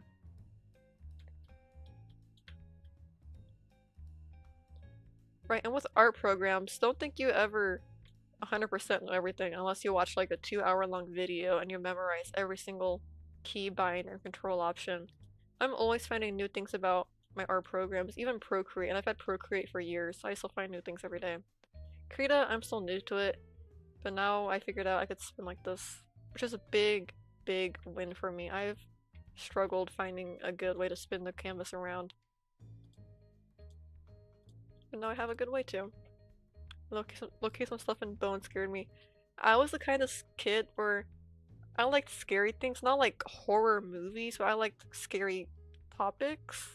Like Bone. I thought Bone was so cool. I liked Bone. I liked Scooby-Doo. I know they're not really scary, but things that would scare other kids, I guess. I thought were so cool. Bone was so awesome. I liked it because I was watching a video about it, but someone put good words. Bone felt more mature. You know, it wasn't made for kids. Bone. But then Scholastic picked it up and they kind of like censored a few things, you know, like drinking and smoking, I think. I feel like a character still smoked in the books though. They censored a few things about Bone that were more adult themed and they they published them for kids. That's why they were in a lot of school libraries. They were Scholastic. That's what it's called. They're part of Scholastic, and that's how I found it. But it felt like grown up in a good way, and I felt grown up as in like they didn't treat the audience like stupid little kids because it was never intentionally made for kids, but the Bone series, but felt like the author knew I could handle this and I could follow and I could know what's happening and it didn't baby us little kids. But I don't know, it felt cool. That's why I liked it at least. And just the art and characters and storytelling. The entire world was so cool. I'm so upset I couldn't read the later books because someone was hoarding all the Bone books at my school library. But I would definitely like binge all the books. I would read all the books if I had them now. It was just so, it was like nothing I've ever seen before. That and Spiderwick. Does anyone remember Spiderwick? It wasn't a comic book, but it was like a novel series. Spiderwick. It was so good. I felt the same way about Spiderwick. Where it was more mature. Less kiddie and holding her hand the whole way. Felt smart reading those books.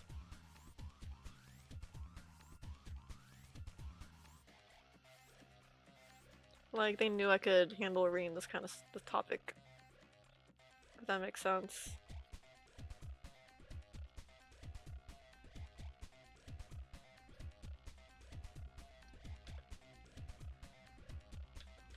With the Grace Children. I'm trying to remember. Would I ever write a comic? That's funny. I have ideas for different comic series. I don't do it because I am not a comic artist. I'm an animator. I don't know how comics work. I've tried to learn the art of comics. It is so different from animating. My brain is too tuned into animating for me to at least transition easily. But I have wanted to make comics. I have ideas for comic book series that I think, because people will go, oh well, just like animate and make an animated show, aside from it being insanely hard and complicated and needing a whole bunch of stuff. I think these ideas I have work best as comics. At least with the way they're written by me. With how I imagine them as comics. I don't think they would be the same animated, but it would be possible, but some things would have to be adjusted in like the writing of the characters and story itself for it to fit better. I think it would be best for it to be animated, or not animated, comics. And I don't have really the comic skills. Even though I liked comics as a kid, I want to be a comic artist at first. Well, not really at first. I always wanted to do animation, but comics and animation were like equal in my mind. It makes me really sad. I never drew comics as a kid. I would do like short panels, but that was it. I never drew comics as a kid because I thought it would suck and I'm not professional enough. I shouldn't make, you know, comics for fun because it'll just turn out bad. I was so afraid of making like a bad comic that I never like experimented with comics, which would have actually helped me later on. So now I tried to learn comics now and I can't grasp it the same. So yeah, even now I won't make a comic because I don't want it to be bad. I'm the same way to this day. I feel like I've grown, I haven't. I have Let Me Reese In, that's my comic idea, and that was like, okay, I'm gonna have a first comic series, I'm just gonna test it out. And now I like that story too much. If you want to become a comic artist, just draw comics. You don't have to post them, just make them for yourself. It could be like stupid little characters, it doesn't have to be something great. And if you want to make a comic series, don't start with your best idea ever. Start with like a few characters and a basic story where you don't care if it turns out bad, like a bad comic. So you have to have a sacrifice comic story. And I'm trying to find that for myself. I'm trying to find a good sacrifice comic story with basic characters, basic plot. Maybe not too basic, maybe basic if you really need it. But I would say experiment with paneling. Don't just have like 4 little blocks, I think. At least for me, I shouldn't do that. I don't think I would learn from that. Challenge yourself, but don't make it too grand. Have it be like a practice, like a sacrifice comic idea where it's allowed to be bad and imperfect. You're just learning. Like a demo. But yeah, it's definitely possible to be a comic artist, especially with all the internet stuff now. Don't be yourself because you do something bad, practice, learn from it. Yeah, and as a kid I was so afraid of doing that. Making a bad comic. I won't even make comics for myself, and now I have zero. I start from 0 now. If I do want to pursue this comic idea I have. Which I would really like to in theory, but I just don't know. See, I'm still to this day, I don't know. If you have an idea, just do it. And you have to just allow it to be bad. That's what helps me a lot, at least. I have to allow something to be bad if I make it. And I have to not care too much. You tried doing webtoon comics but you hated it so much, there's way too much stuff to draw and you're not very good at digital art. Yeah, just make an ugly comic, make a bad comic, have the plot make no sense, or maybe even just try, but don't worry about it too much, you know? But yeah, if I were to do the first comic, it would have to have, quote, bad art and like a stupid story. That's what I need at least, if I were to make a comic. But I get too invested. I start caring too much. I like the idea too much, and then I want it to be good. Because I don't think nobody really wants to make bad art, you know? Nobody really wants to make bad art that people don't like. Or if they do, it has like a purpose, but you just kind of have to just do it anyway. Allow yourself to make something bad. You have to allow it to be bad. And be okay with it being bad. You can't get too attached to your first ever comic idea. And if you do, don't use that idea. Use a different idea. Sacrifice comic idea.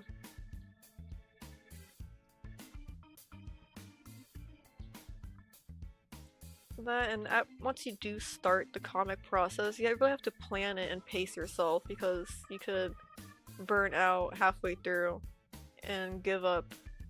But I think the first step is just starting it, because, you know, like me and like you said, you did the same thing I did. Most people just never start. The majority of people who want to make comics just never do it. Just doing it puts you ahead of people already. Because you could just listen to videos about comics and making comics and production and theories and, you know, how to draw comics. but just starting and making the comic, that is doing more than the majority of people who want to make comics has already done. And if you want to take it a step further than starting making a comic and uploading it, is to keep doing that. Keep making episodes every week, every month, however long you want. That is putting you ahead of everyone. Just step one of being ahead of everyone else when you do the same thing.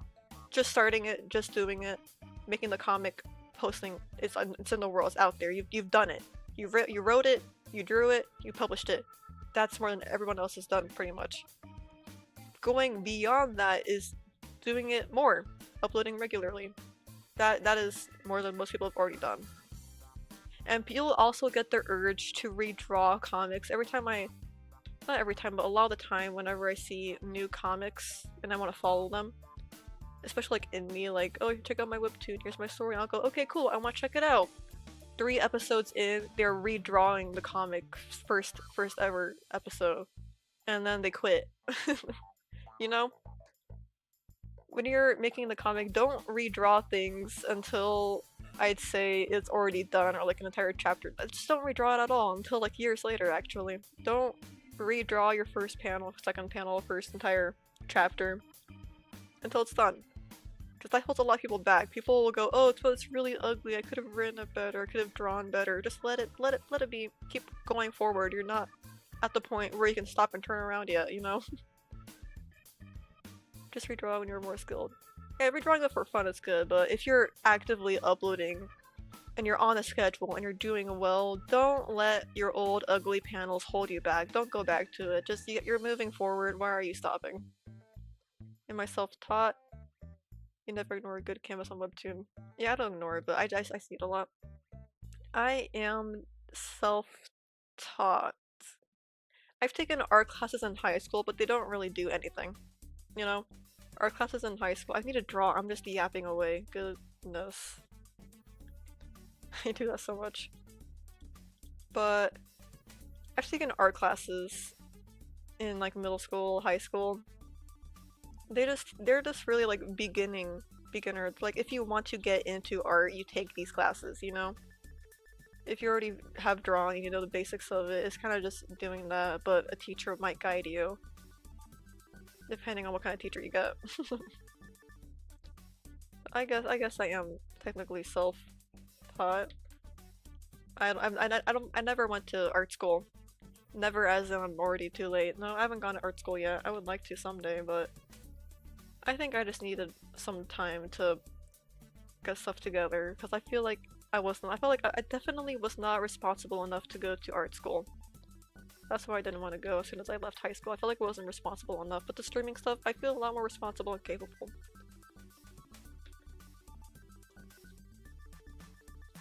But if I were to start going to art school, I wouldn't have much time for you guys. Which is fine. I'm fine here for now.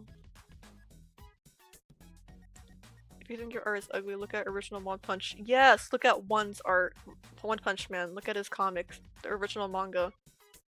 It is not your traditional manga style, but people liked his characters and story and world. You don't have to have good art. Is it more appealing and eye-catching and make people want to click? Yeah, but you know what makes people not want to click once they've read your comic? You know what deters people? Bad writing, bad pacing, the lettering, the font placement of it. You need to know your fundamentals. It has to have you need a sturdy base, you know, you need something sturdy to build off of. You can't just have good art and think that'll carry your comic. You have to carry your comic, you know? Had to go touch grass. Welcome back. We're not gonna play Cold Lamp today, I think. Oh, yeah. Oops. We'll play it. I think we'll try to play it at least once a week, you know? We already played it this week, technically. Yeah, I guess we did get carried away. Which is good. That's a really drop a bad story with good art. Or with a good story with chopped art. Yes, see? I'm not even just saying it to say it, it's just fact. Art means nothing to a comic. Not nothing, but art means nothing when everything else is garbage. Or not as good as it could be. Good art will make you click on a webcomic, but it won't make you stay. Nobody will just stay because the art is pretty. Nobody does that. Nobody. Do you? Do you stay for a comic? Do you stick around for 10 chapters because it looks pretty even though the story is a hot mess, or you can't stand to read it, or you'll always get lost in the pacing? No, you don't.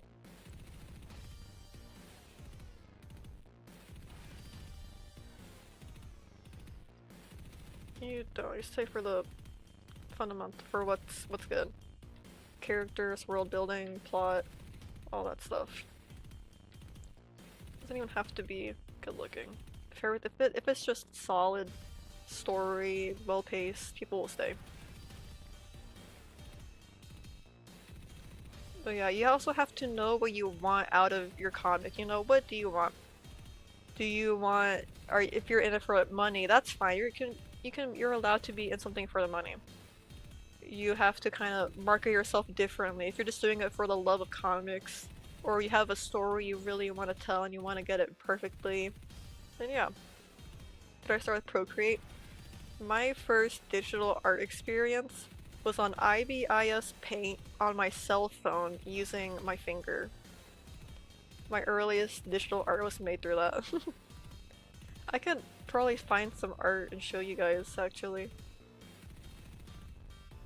If you want to take a detour an hour later. But I was in middle school, and my first digital art was on my phone using my finger with the free drawing software. And it was pretty solid for what a 10-year-old on a phone could do. I'm not gonna say it was so ugly, but it worked. It worked. And then I got an iPad and I used not even a real drawing pen. I used like, you know those pens? Like actual ink pens that have like a soft top that you can use to like swipe on your phone? That's it. I know that's interesting, a detour of the past. Yeah, we could take a detour. Hey, Squid Kid. Squid Kid. You're a squid now. You're a kid now. That commercial lives in my brain. The Splatoon 1 commercials. The ones with the round rubber head. Yes. That was my kind of upgrade from drawing on my phone, my finger. I used an iPad with, I think, IBIS or Sketchbook. I think I alternate between the two. And that kind of pen. Let me see, I'll have to find out my phone first. Some of my first drawings made digitally on my phone with my grubby little finger. I'm being very vulnerable right now, guys, okay?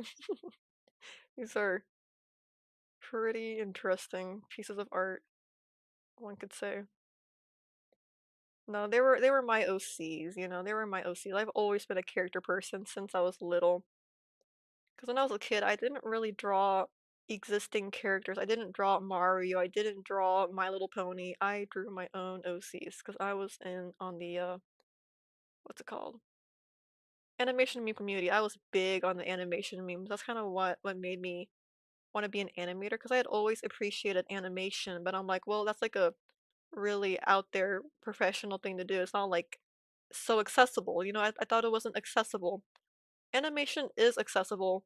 You can make animation with a single piece of paper and a pencil. Being you rip that paper into multiple pieces. Or you could just take a picture of each frame and then upload it on some kind of stop motion app or whatever video editor. But seeing animation memers, that made me realize, whoa, anybody can animate with anything, and that's kind of what got me into it. I lost my older animations, which is unfortunate, but that's that. Okay, I have the pictures ready. You drew cats all day, yes, and animals. Alright. Let me line these up for you so we can rapid fire all of my old art. You could see my angstier teenage OCs too, you know. Let me just double check these. Okay, they're good to go. Are we ready? Art middle school me made on my finger with IBIS paint. Here it is. This was one of my OCs, definitely um inspired. I don't know why she has such thick thighs, actually. But this was definitely in the era of the internet where we can have music actually. Where purple multiply layer was the shading. Better than I thought, thank you. And then we have our second one. This is this is where like my love for fantasy characters really starts to shine when I was little. This was inspired by a webcomic. What is the webcomic that had like witches and bells? This character was inspired by that webtoon. What was it called? Clover? Clover something. But it was about witches and they had like the more bells a witch had, the more power they had. I definitely just stuck a bell on there and that was so cool. Our next drawing. I still love her, okay? I still love her. She's a grim reaper, okay? She's a grim reaper. Don't ask me why her scythe is built wrong. Her scythe is crazy. I didn't use an actual reference photo of a scythe. It's built so wrong. But she's a grim reaper. This was like my favorite art style. I was so proud of this drawing. I thought it looked so cool. And our last one. Wait, let me. Okay, so there we go. Monica from Doki Doki Literature Club.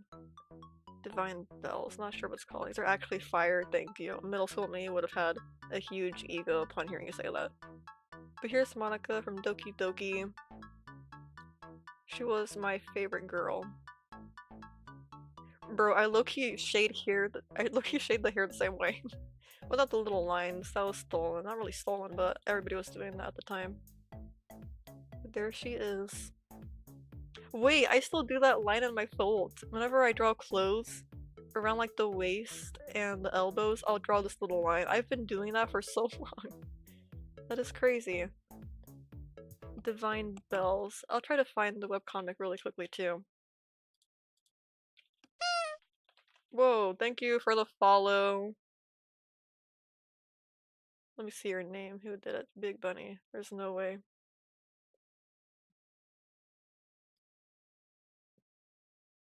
Thank you for the follow. I really appreciate that. But those are my middle school drawings I made with my little phone and my finger. I got pretty good at using it. You love the first one? Thank you so much. Clover webcomic. I think it was called Clover. Or Webtoon. No, it's definitely not this. Four Leaf! It's called Four Leaf. This one, oh my goodness, this inspired my art so much as a middle schooler. You could probably tell, but this was so far. This is peak writing to me in middle school. Look at the art style and the character design. It's so cool. Yeah, the witches and the bells. I stole that silhouette from like I loved like a triangle poncho thing and like that was my favorite kind of art style. I did so many characters with that shape language or silhouette. That was my jam. Alright, back to art. There we go. And then there's today's art style. But man, you know that was my first digital art. Middle school me with a finger and the phone and a dream. But yeah, middle school was also my peak webtoon comic era, so that makes sense for all the inspirations. Would you say your today's art style still has traces of that style?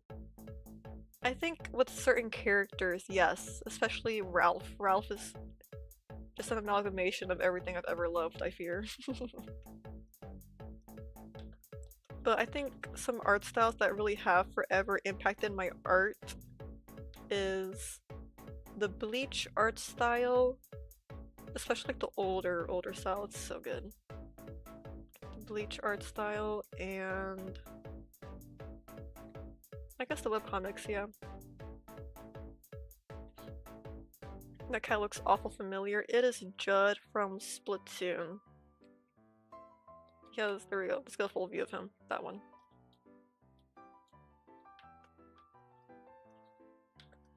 Yeah, just a fun little detour.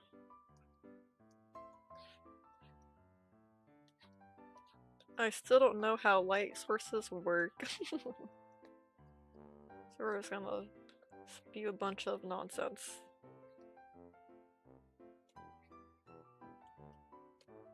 If your art style had a name, what would I call it? Huh. I'm not sure. I have to think about that. Okay, what is my art style? It's kind of not really anime. I used to only draw anime. When I was a kid, I wanted to draw anime and nobody could ever change that. I was like one of those, you know, the earlier internet, even not super early, but a few years ago. 2010s, there was a big thing about the anime art style, especially in like schools and stuff. It was not so accepted as like an art style. But I was diehard with anime. I'm like, I'm gonna draw anime forever. I will never learn realism. It's so boring. I'm a comic artist. I'm all for anime forever. That's all I want. Yep, even here, LMAO. But yeah, I've only ever wanted to draw anime. So I feel like there is still traces of that in my art style. Maybe it's not as intense. Clover style, that's just the style from the comic. I feel like there is still Clover inspirations in my art and character designs. It's one of those things that had a really big impact on my art style and Bones, especially like their line art and shape language, I feel definitely lingers. But for like clothes and fashion, Bleach for sure. So good, so iconic. What would I call it? I don't know, just squid. I don't think I draw super unique. I feel like it's a blend of pretty popular things, you know. This is not my playlist. Everyone wait. We keep on going on BRB. Oh yeah, if you ever wonder why I always pause music on a BRB screen, it's because with copyright and all that stuff, you have to show the artist's name and the song name in a song if you're gonna play it. So Twitch will catch if I'm playing a song and not showing the name for like a millisecond and it'll get muted for like 5 seconds. Squid style, yep. But it reminds you of Popeye, weird. I think it's maybe like the shapes of it. And the way they're exaggerated, I feel, are pretty similar.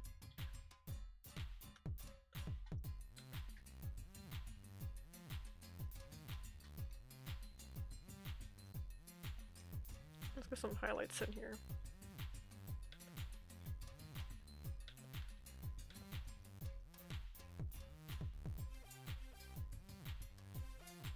Yeah, I don't know how light sources work that well. I know the basics of it, I can't really execute it. So it's always a bunch of nonsense. But I think it's passable if you're not looking too hard.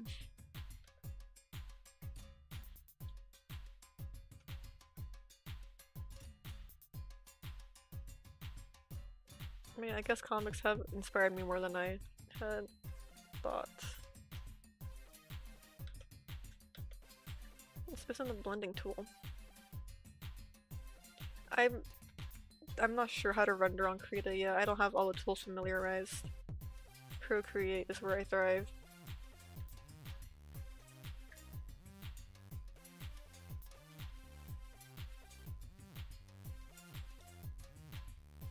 How do I get a plain blending tool? Is this it?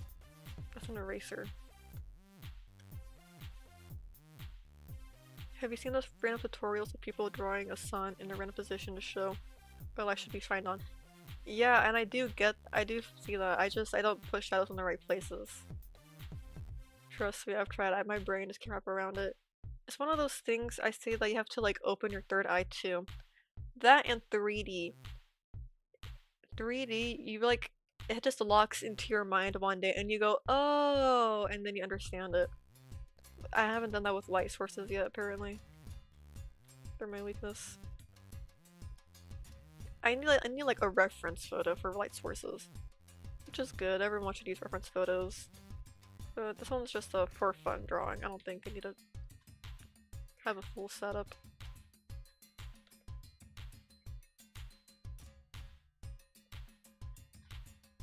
Where is the blending tool? I just want a plain blending tool. It doesn't draw. This is just drawing a new color.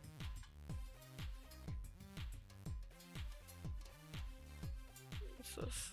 I think I found it. Or is it just blurring? No, it's blending. Finally. And I can airbrush like crazy. It's funny, for my shading, I either have to airbrush it super intensely, or I have to leave it like brushy and streaky. Think you're out, bye. Alright, bye-bye. We're just gonna finish shading the skin. That's all I want to do for now. Just the skin. But thank you for being here. We'll see you in the next stream. Uh-oh, I forgot I didn't put this in a new layer. It's all blending together. Who cares? Not me. Even though it's my problem I have to deal with right now. But yeah, we'll finish shading the skin and then we'll go. I want to go a bit over because I was gone for a fat minute there. Did have to BRB.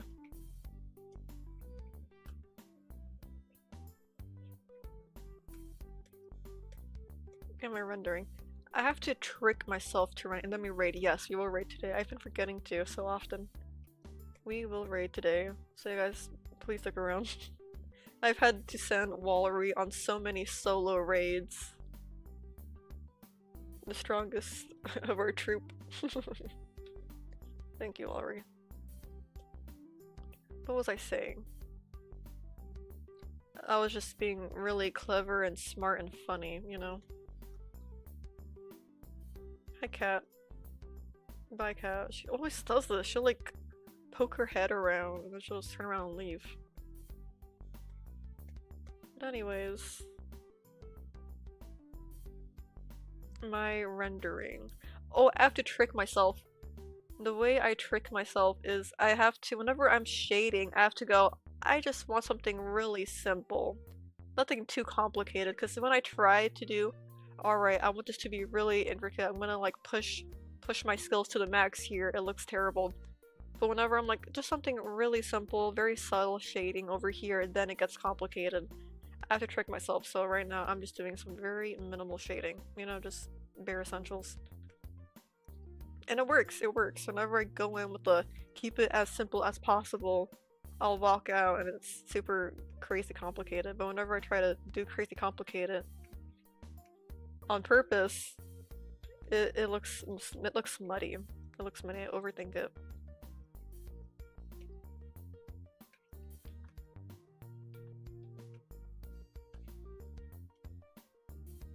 Don't ask me why, it's the only way I can do it.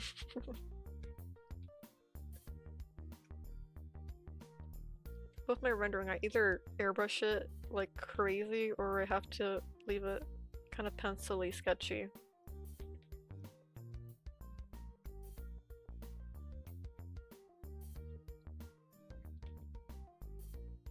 I mean, for the most part, I just leave blobs of color everywhere and then I go in and I blend it out. What sucks is I can see it better on your guys' screen and it looks super messy, but on my screen it looks pretty blended in. Isn't that odd?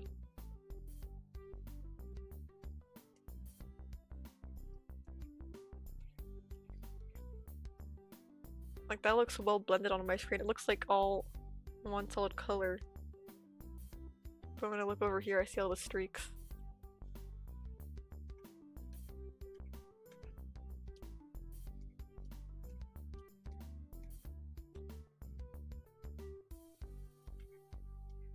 This is such a crazy difference.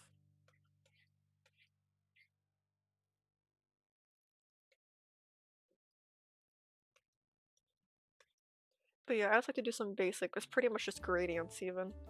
And then I'll go over with harsher shadows and lights.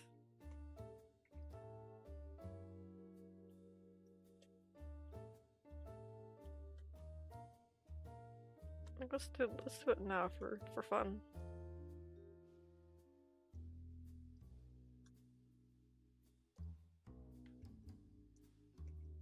Wrong brush.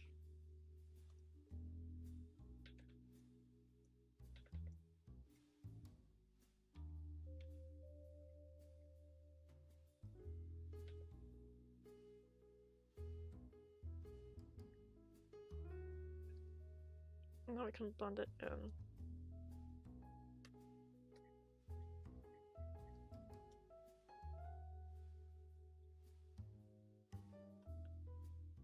But with animation, I've been wanting to do like a fake animation course where why is my opacity so high up? That's why this is happening.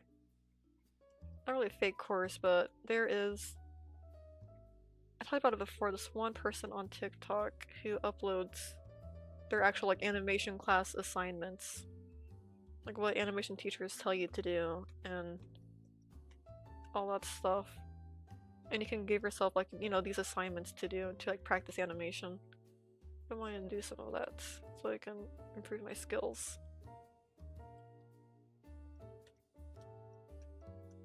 Go back to the basics. Because I really do brute force my animation. I don't really know what I'm doing, I just kind of brute force it. I know the basics, but that's it. Goodness, I keep on losing my color. I love that thinking baby picture, it's so funny. More color. I don't like that one.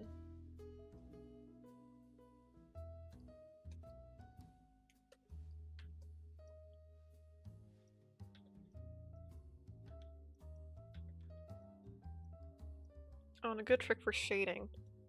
I like to have a dark color, and then I'll grab, for the shading, and I'll grab the actual color of the object, and I'll just turn up the saturation. And then I'll kind of do it, a line between the two, and then you blend it. But my blending tool's not where it's usually at. Just so it's not so muddy, you know? The transition between colors that are supposed to be blended together.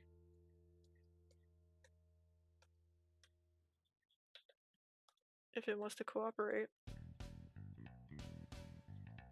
You can't really tell it's there, but you can tell when it's not there. It's kind of like the bass in music. I think I just washed it out completely, actually. I'm not used to Krita.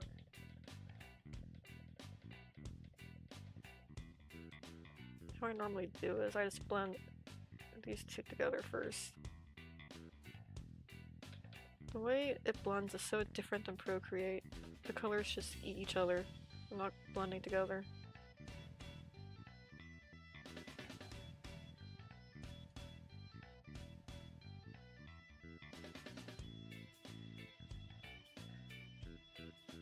Well, that looks terrible.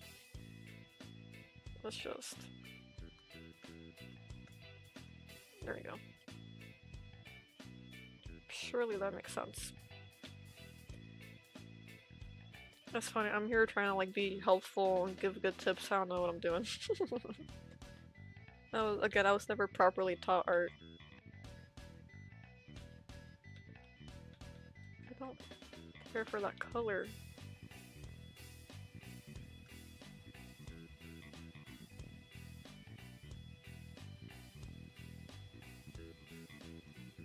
I can hear my dog snoring.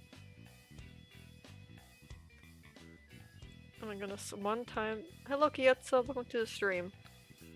We are shading. One time I was calling my friends and my dog was sleeping in the same room as me, and I got up to do something and I left my headphones there. I hadn't muted. Normally I mute when I walk away, but I hadn't muted. When I came back, my friends were giggling because my dog was snoring so loud my friends could hear it on the call. Where I put my headphones down across the room from where my dog was sleeping. That was just really funny. She is so loud sometimes. This is the funniest thing ever. And my friends were like giggling, and I'm like, what was funny? What did I miss? And like, your dog was just like, what is that sound? I said, it's my dog. They thought I was making the sound. That's why they were giggling. I'm like, why were they giggling? They didn't know what happened. They thought I was making that sound. And they're like, what is that noise? I've never heard that before. I'm like, what noise? They're like, that. Is that not you? I'm like, no, it's my dog snoring. That just made him laugh some more. Where? Oh, it's not my normal paintbrush. I'm like, I don't think any color's coming out.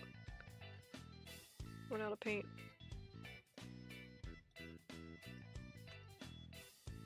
I was trying to paint with nothing, essentially.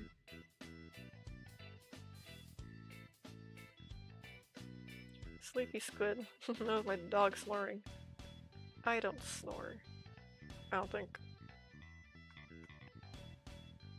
I think I've probably snored before, but I'm not snoring every night.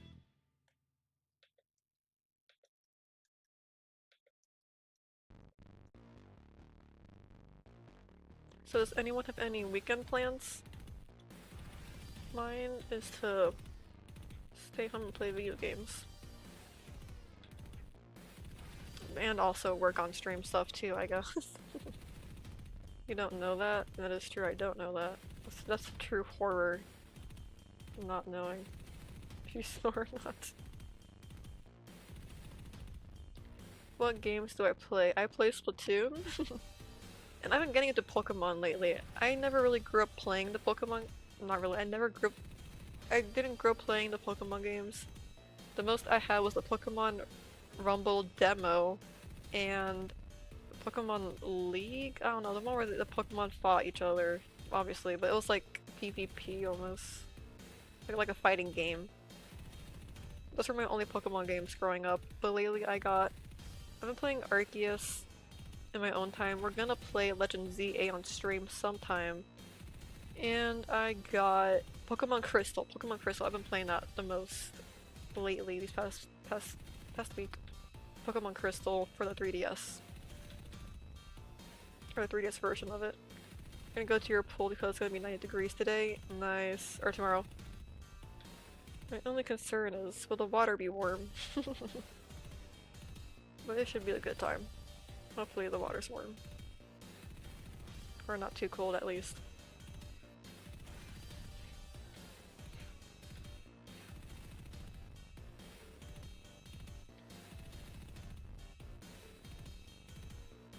But I've been playing Pokemon lately. I also play... Oh, yeah, we stream Overwatch and Fortnite off schedule. Just often later in the day, whenever. Me and my dad play Fortnite, and lately we've been playing Overwatch too. We have to play Overwatch. I'll ask him if he's down for Overwatch today.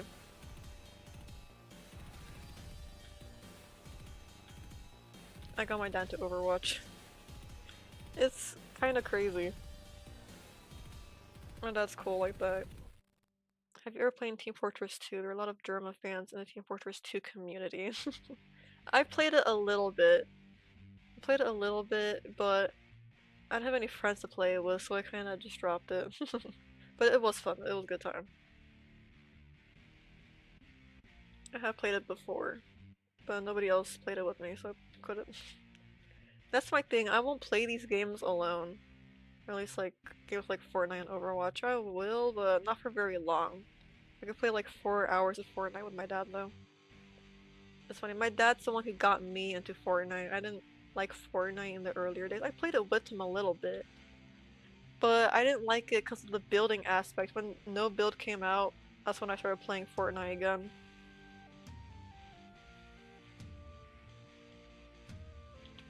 But yeah. My dad's always been a gamer. He also got me to anime. My dad likes video games and anime. So I got into that stuff too. I grew up watching Bleach. It's pretty fun. It's my biggest biggest flex. I don't know why I was gonna say that. I don't know, I guess I thought that was funny. But yeah, I always tell him that I waited my entire life for the new Bleach show. Because he would talk about how Bleach was like not really on hiatus, like it's kind of ended. He would talk about that, and my dad was like, man, I can't believe we waited so many years for the new Bleach. I'm like, I waited my whole life. Or almost my whole life. Was Bleach airing? I don't know. I think it was. That's just really funny. I waited my whole life for the new Bleach. Not my whole life, obviously, but my entire sentient life. Or I was self-aware of a person. I find it funny that people have gamer dads when they don't stream that type of whoa. When they don't seem like the type to do that. Yeah, it is pretty fun. Pretty funny too. Cause I was telling my friends about it and it is kind of crazy, you know? I stream Fortnite with my dad. That's kind of a wild sentence. That's typically abnormal. But whenever I talk to my friends about it, I'm like, oh yeah, I'm gonna stream with my dad. I've become self-aware that this is not normal. Or typical, not typical. But I like it, I think it's really cool, it's fun. But it's also kind of crazy. I've never streamed with anyone but my dad. You think I would have like, you know, streamer friends and we could play games together. I stream with my dad. It's pretty fun. And it's great, we both have a good time. My dad was a gamer in 2015, but now he's rarely playing. Yeah! It's a common gamer dad problem in the gaming world right now. There's not a lot of dad-friendly games that the dads would like. So yeah, my dad's been looking into playing a new game outside of Fortnite for a while, you know. He's tried PUBG, he's tried getting back into Call of Duty. We played Battlefield, but we just suck. We want something fun that we can play and not rage at. And we came to Overwatch somehow. I hadn't played Overwatch in like 3 years, I want to say. Because when Overwatch became Overwatch 2, when I logged back in, none of my skins, none of my things were there, and I got really angry and I quit Overwatch. But when I logged back in, all my stuff was back, so now I'm down to play it again. All of my skins. I told him it was like losing all your battle pass skins. That's how I could relate it to him. To my dad. But I want to play Overwatch today. That sounds fun. Dad, are you down for Overwatch? My dad can stream sometimes too. My dad tunes in. Or Fortnite. If you don't want to play Overwatch, you're okay with Fortnite. I just want to play video games. I'm in a video game mood now.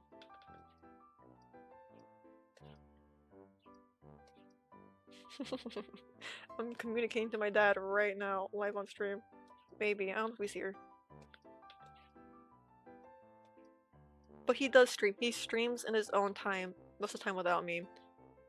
His user is midlife with 2 or 3 Ds sometimes, depending if you're on Twitch or YouTube. But he has the same samurai profile picture in both accounts. He streams Fortnite. I don't know if he's played Overwatch again, but we're gonna do that more often. But he streams, he makes videos, he makes clips. My dad. But we need more video games for dads. What are they gonna play now? They're getting sick of the same games they've been playing for like 10 years. They need something new.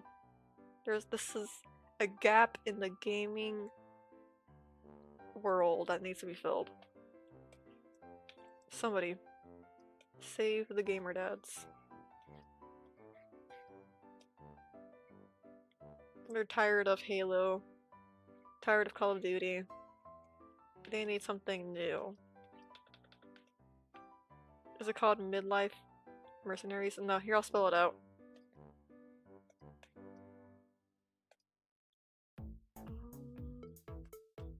He has the samurai profile picture though. Let me find it. I should just link it to my account at this point. On YouTube, it's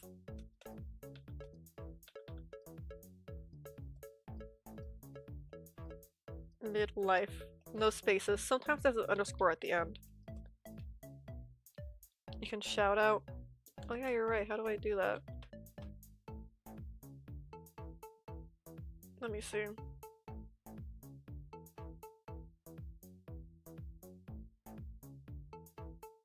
I don't know, but his @ on YouTube is spelled like that. And on Twitch, it is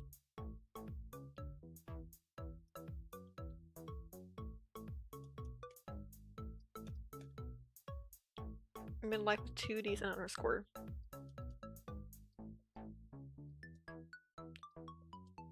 Life.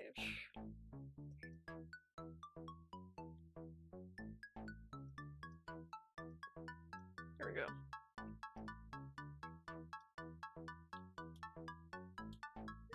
He is trying to get to 25 followers on Twitch. He's at 15 right now. That's his goal. He's doing really good on YouTube though. YouTube, he has 155 subscribers. He's doing great. You can't type it because Twitch trying to use this command. Yeah, I don't think I have that command on Twitch. Shout out with slash. I'll try it. Maybe I do have it turned on. I don't know anything. I don't know the commands. I haven't memorized yet. If it's shout out, I got it though. Shout out slash. Everyone has it? Okay, good then. Mid. Well, cause I tried doing a different command that I thought everyone had, but it didn't work. Awesome.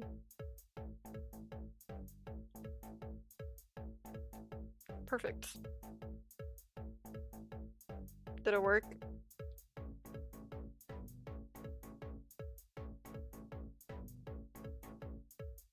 First slash. Oh.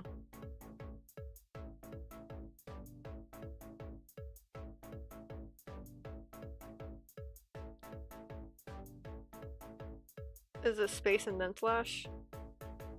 Here. Or is it just slash midlife?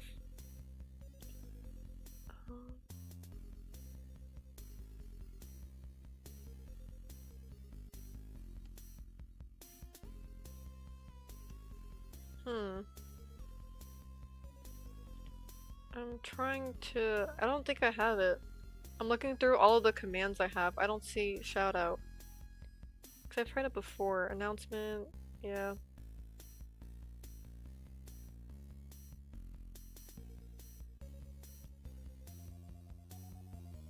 Oh well. I don't see it on my end. I looked through all the commands I have and I don't see shout out. I don't know how to get it. I'll figure out after this stream how to get shoutouts.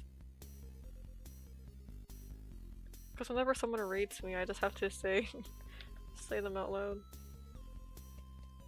Oh god, rating. I'm so bad at rating. Whenever I raid someone, I have to run away. I get too shy. I guess shy whenever I raid someone. I always feel bad just to like run away immediately, but I'm hungry. I have to eat too. It's on the list. Yeah, I don't think I have it done. I tried and it didn't work. I'll figure it out. Loud incorrect buzzer.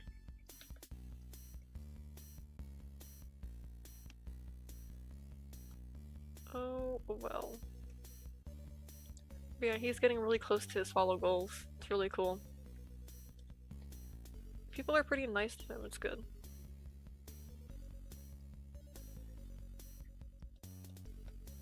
Especially with the Overwatch community, it surprised us that the Overwatch people were really nice. When we made our Overwatch stream, we made shorts for that, and people were really nice and helpful. Meanwhile, with Fortnite, it's a little different.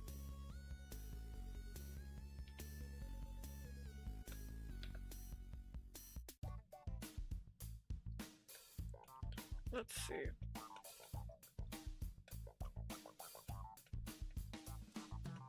Yeah, we do play Fortnite on Twitch. Well, Fortnite and Twitch. We play Fortnite and Overwatch together. We stream it on Twitch. And YouTube. He streams on both too. I set up the multi-streaming for him. But in reality, he figured out a lot by himself. I think he knows more about OBS than I do now.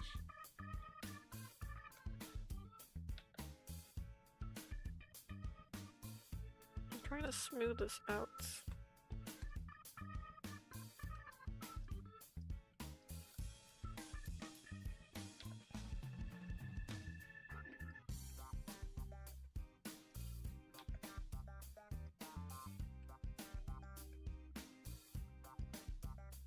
It has one more follower. Awesome, thank you guys. I saw when I opened Twitch, I had 5 viewers, and then it went down to 1 when I talked about that. So I'm gonna assume everybody went to follow my dad. It's really cool. He's really close to his goal. And then next goal. The next goal. He's been streaming for a few months though. He's actually making really good progress, or good pacing. It's going good.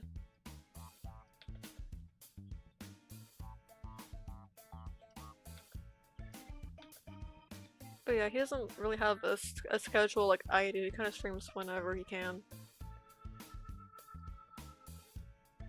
I'm just lucky I can have a schedule.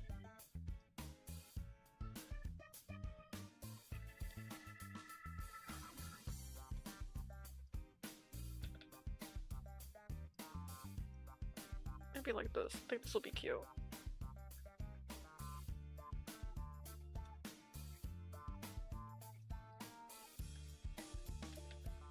There we go. See guys, I can draw good.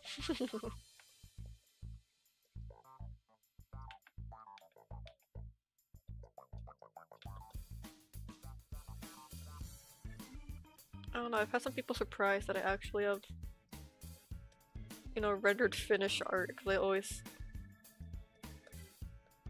have things less polished, I guess. Never questioned it. Yeah.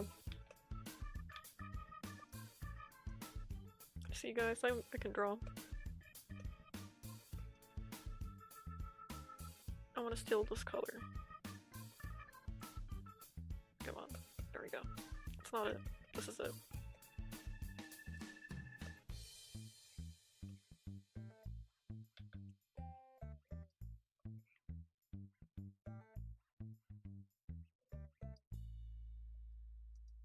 I have to redo the lips a tiny bit. That's alright. What are you giggling at?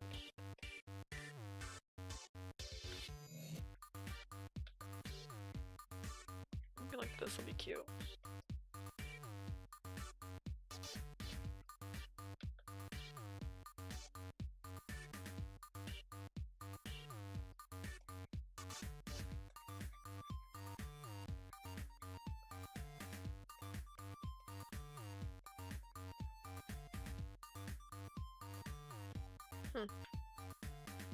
That works.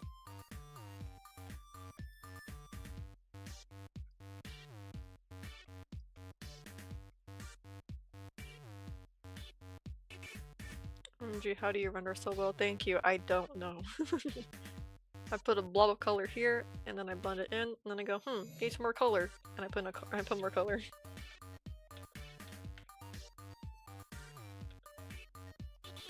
It's the power of the airbrush. That was another weird thing. People were like in the art community of the internet, people were really weird about using black and using the airbrush tool. We were no longer allowed to use the color black in our drawings. I guess our teachers too, they don't like using black, they don't like using solid white. I say, screw you. I say, I'll do as I please.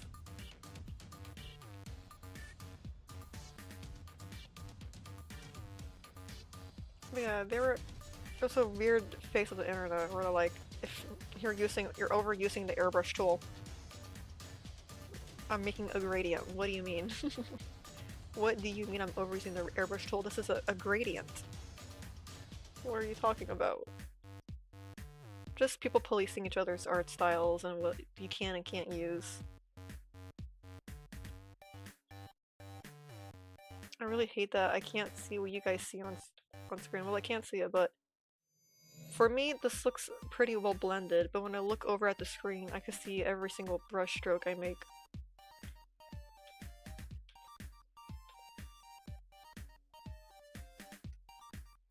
Put some more color in the mouth.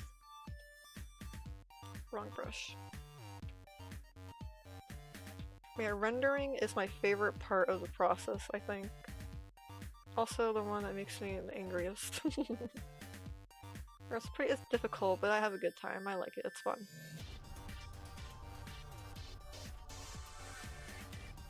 Is that cute?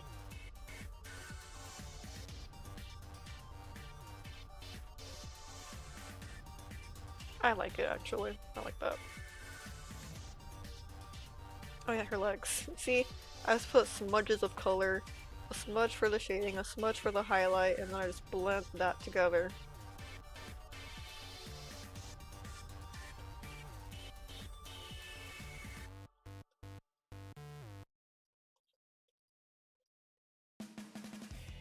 Or no, it is a bit plain though. So you know what we do next? More shadow. Darker shadow. This one.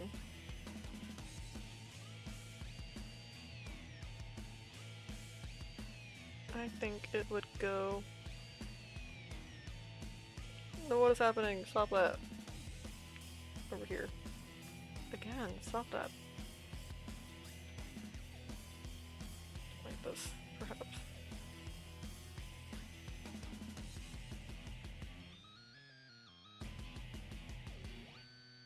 I blend it. Don't do anything I tell you. I'm giving you tips, that's incorrect. Don't do it either. Actually, just close your eyes. Don't look at this. Incorrect.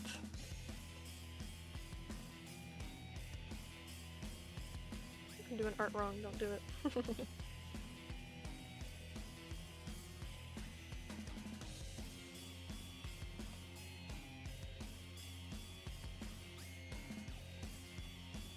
I need a little bit of highlight, but still from the face too. Doink. Oh, I already did use it. Well, now I need an even more brighter highlight.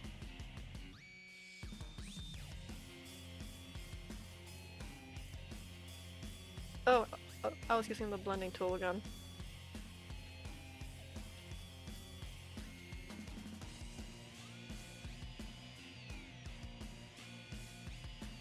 There we go.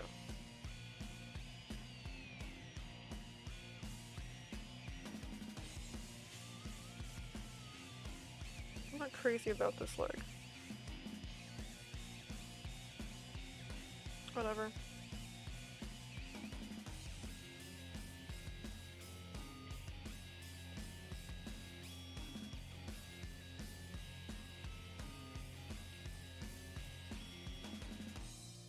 Anyways,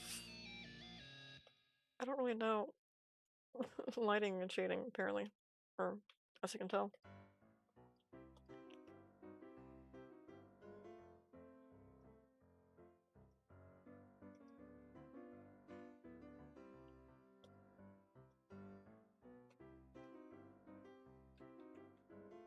I should upload some speed paints.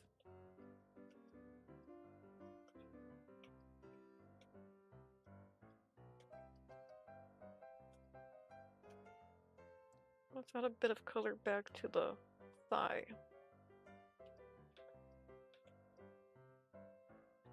Where else needs it? Her face.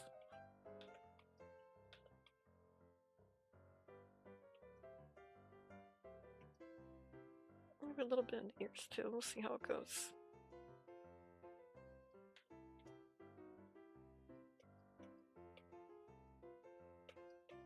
I did make the shadows a little bit too drastic here. Let's just take away some of it.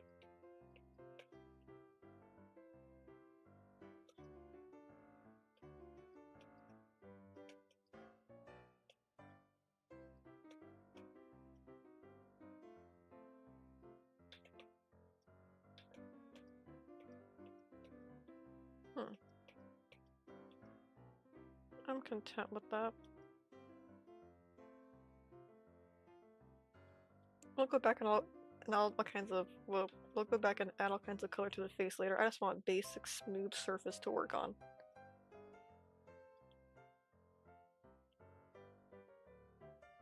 But she looks cute.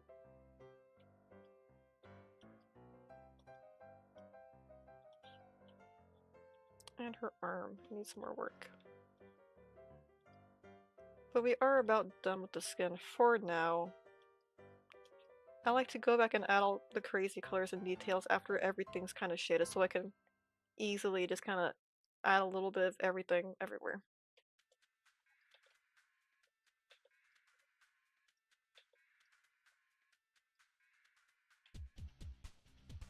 A little bit of elbow.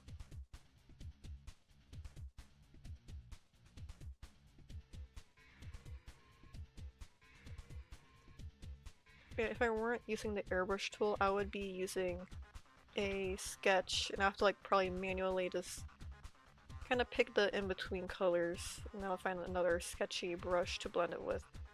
I just don't think we have that on Krita. I don't know how we do that on Krita. But I like the smooth airbrush look for this piece anyways. I like this look better. I wouldn't have done it sketchy. Even if I were in Procreate, where I'm more comfortable with the tools there. More familiar. What am I gonna eat for dinner today?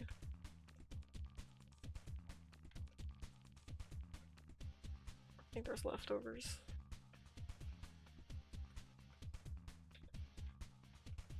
Yeah, the colors just don't blend the same, it vanishes. So I want to push this little sliver of light up.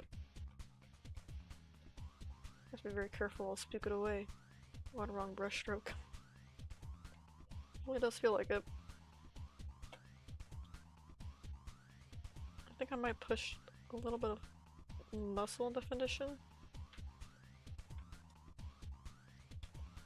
Right, wrong brush.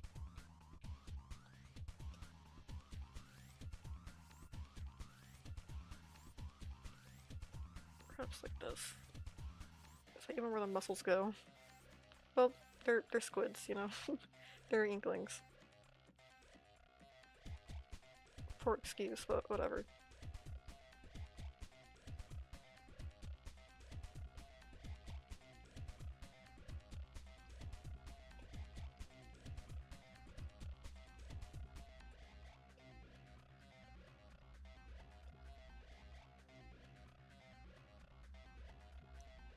Now a little bit of Judd's head. Because it is over her arm. I think that'll be all the skin after this.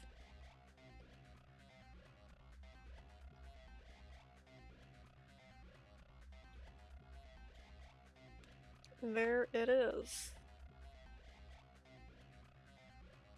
Anything else? I think I want to push the highlights again some more. So tempting. Screw it, why not?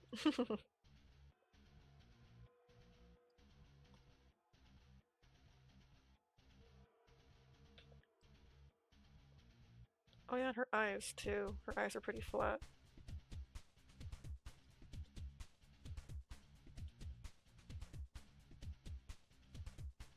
And then here.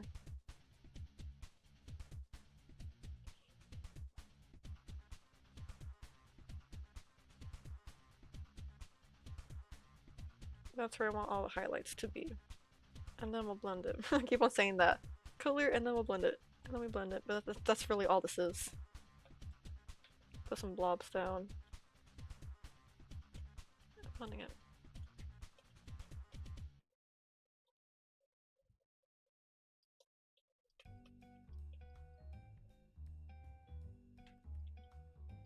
It looks very jelly. Thank you.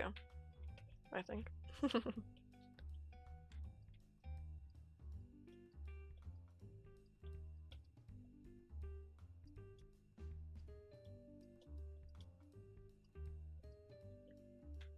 then her cheeks. Because she's smiling, it does follow it a little bit. More of a triangle shape.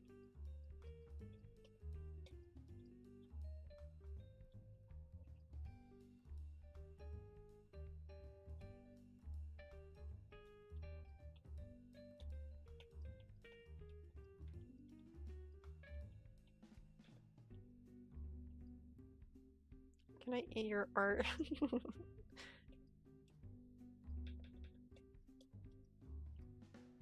I don't think it would taste too good. It's a bunch of pixels.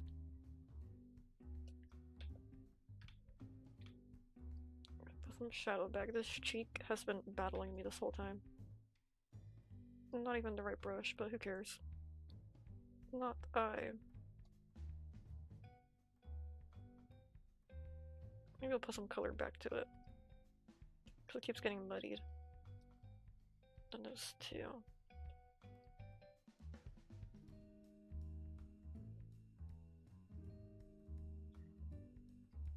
And there. I'm doing all the things I said I wouldn't do. No, it tastes very, very good.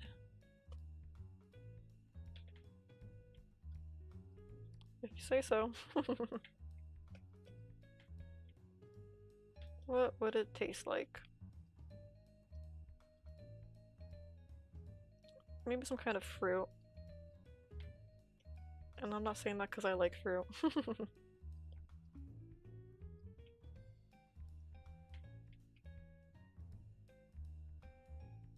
I'm not crazy about this nose anymore.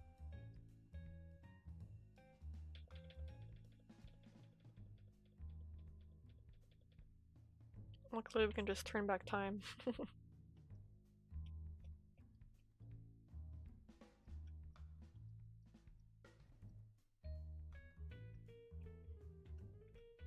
It's definitely a little bit muddy in some places. This cheek still, I don't like this cheek.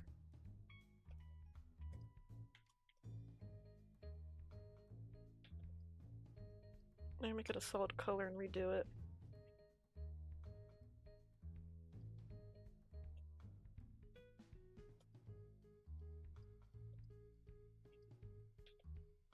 Okay, only want a little bit of shadow in the corner.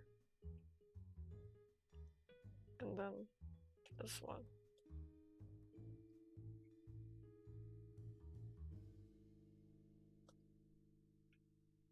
Okay. Hopefully that'll be better.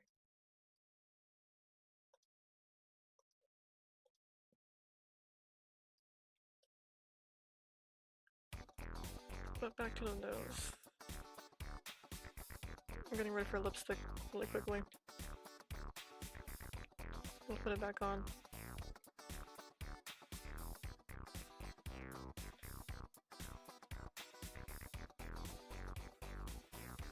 Maybe it should be this.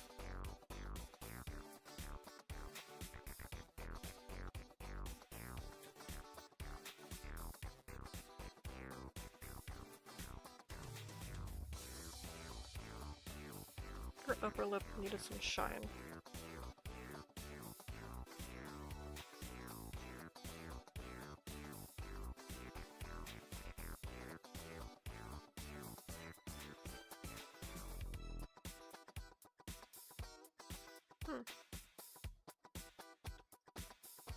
And I will attempt the cheek again. And where's all the shading going? It just eats it up. And it looks muddy. I don't like it.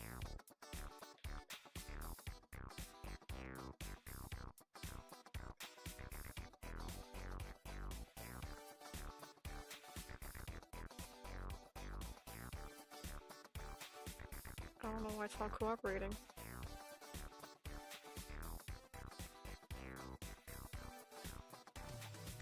Whatever, it looks better than it did before, I think.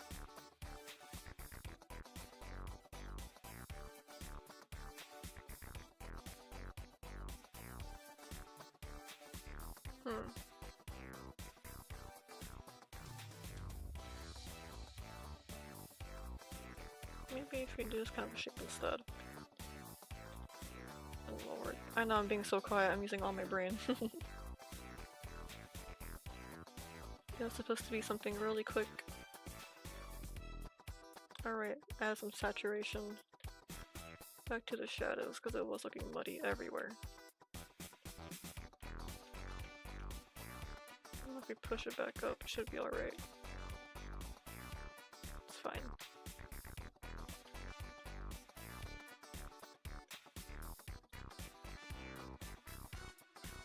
And then up here too.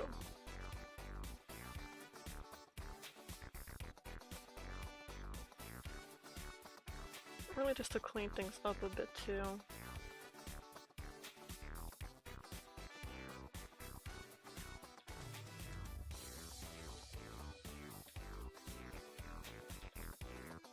But yeah, it just eats up things. There's no more color's just all gone. I'm trying to push the color around, but it vanishes. It's so odd. I think it's more of a blending rather than a smudge. I think that's the difference. I think Procreate has a smudge brush and this one's actually just blending. My colors are vanishing instead of being pushed around. I think that's a difference. I've cracked the code. This is just blurring things. It's not pushing the colors around like I thought. Gotta go, Squid. See ya. Alright, we're just about done anyways. Thank you for stopping by. See you in our next stream. It'll be more art on Monday. That's the next scheduled one at least. Have a good weekend. Holy moly. Not even done. I can't see how smudgy it is and it makes me so upset.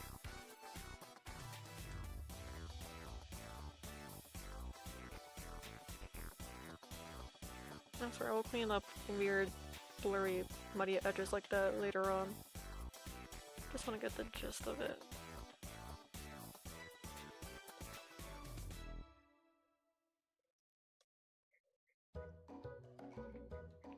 I think I know it might help this arm too.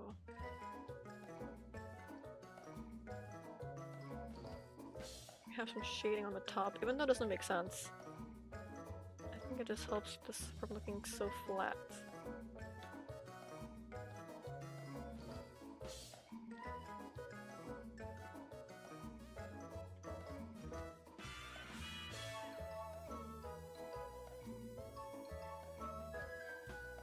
Let's just break the rules a little bit. I know there's no reason for there to be shadow up here, but it just makes it look so much nicer.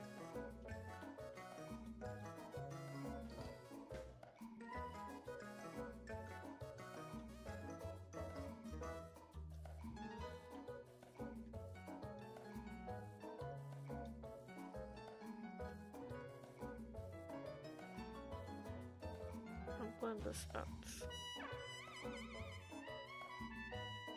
This looks so smudgy on the OBS, but here I can't see anything. It all looks like one color to me. And normally I'm pretty good at seeing like the difference.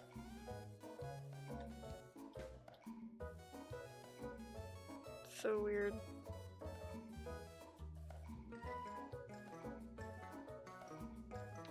Yeah, I could just see like the blob that is like around here. When I'm looking at it on the monitor where the art actually is. I don't see anything. I don't see a single thing. There's no color difference in these pixels to me. But I'm sure you guys can identify like entire blobs. That is wild. Even when I zoom out.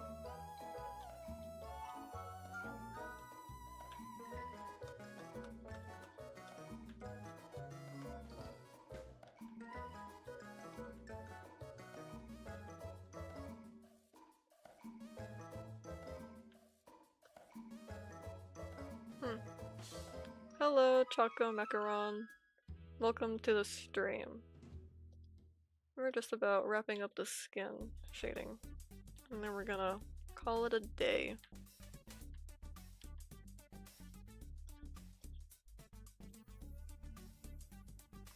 I know it's unfortunate, people always pop up right at the end.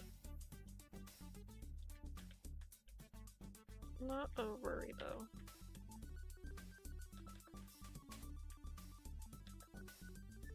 But how was your day?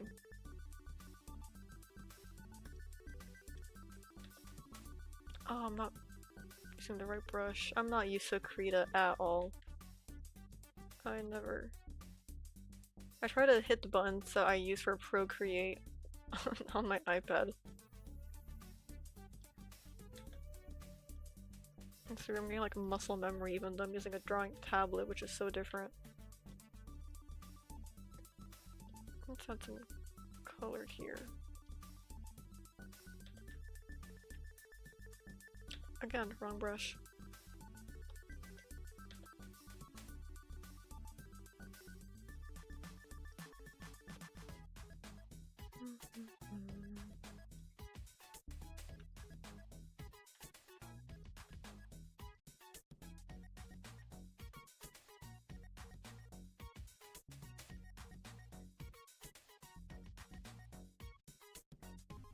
There we go. I can use this art as an example for my commissions. Hooray! This is also just good practice for me to get used to Krita too. I've never made a full rendered piece on Krita before. Not like this at least. So now I'm forced to learn.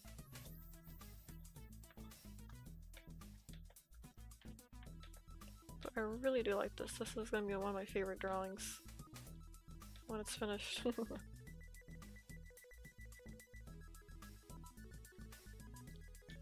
Good enough.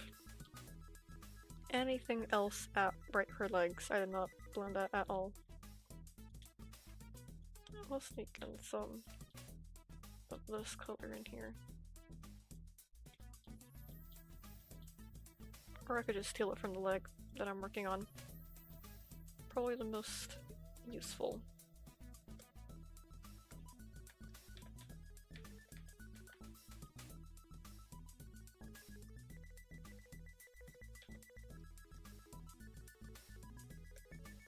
Now I can blend. I mean, our process is so messy. I don't know how I can get it done myself.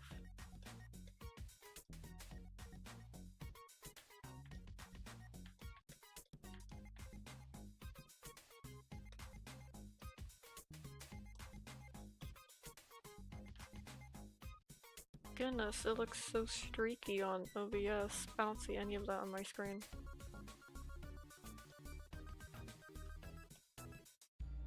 My end, it looks quite blended. I know I keep saying that, but it really is like a big difference on my end.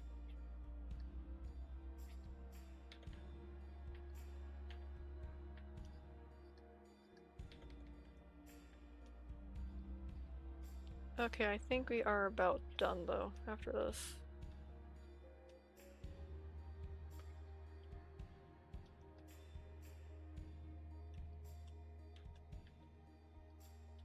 Alright. Just a little bit of shadow over here, and that'll be it. Surely. Surely.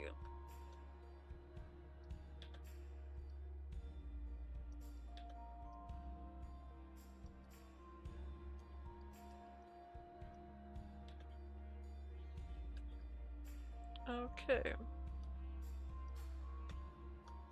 This was fun though. I needed something chill to just work on mindlessly.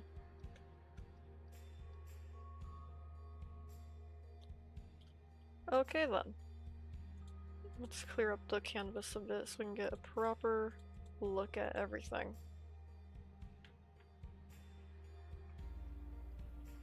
That was a lot we got done. Finished the line art, colored, and even rendered the skin.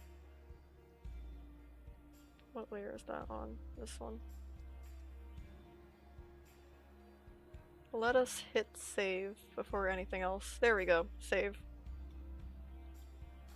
This is the end of today's stream. That was long, we got a lot done. Oh wait, really quickly. I like to test my colors and their values and contrast. That's what it is, contrast. And how I like to do so, I make everything grayscale. I already have some colors down, so I put a layer of white. And then I go to the blending mode. I put it on color. And now we can see the values of things. Isn't that neat? 90 followers now? Really? We reached our goal? That is crazy. Thank you guys so much. Awesome. Right, values. This is how I like to do it. If things are too similar in shade, I'll often change that. Judd and Callie are a little bit too similar.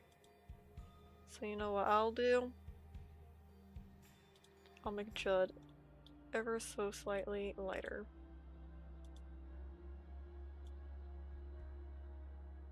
And it can be in a way where you don't even like see the difference with your naked eye. Not like a naked eye, but yeah.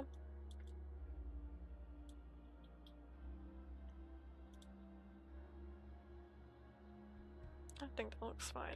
Nothing really changed. But you see it.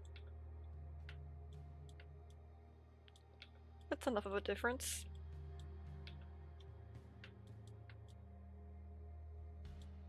If we go any lighter, it'll be too much. Or I can make Callie darker.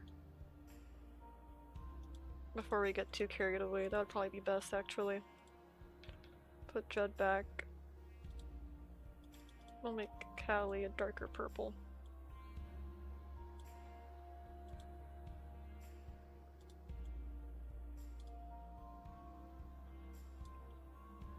Oh, but her hair is already done too. You know, we need a gradient. Let's airbrush some color in there. Lock it first. You're back. Welcome back. We're about to end stream. But welcome nonetheless. I'm just talking about values and colors now. I'll have to re-put the white in her hair. The cat looks more warm now. Yeah. Doesn't have to be his exact colors anyway. It does look cuddlier. Are we serious? Yes. Anyways, this is the end of stream. Thank you guys for being here. It was a really good stream. We got a whole lot done. I'm excited to work on this. Probably on Monday we're gonna keep working on this because I'm having fun. But our next scheduled stream is, yeah, Monday, next Monday. We're gonna keep drawing this, probably. And we have a Ko-Fi, Buy Me Coffee, whatever you call it. There, you can donate, you can commission me for art, or you can pay a monthly fee of $3 to $4 to gain access to either my Twitch emotes and their festive borders for personal use only, or you can get access to my character art as in my OCs and their concept art, lore, and mini comics, stuff like that. And we have a Discord server. We have a Discord server, you can join, share your art, stuff I can see. And we do plan on having some events where we could play games together, like Peak and Roblox. We'll see, we'll see. Stuff like that. And that is it for today. Like, follow, subscribe. We're live on YouTube Short. Hello, lurkers. Hello, VOD people. We appreciate you guys. What else? I think that's it. I hope you guys have a good weekend. And I'll see you in the next stream. Bye bye.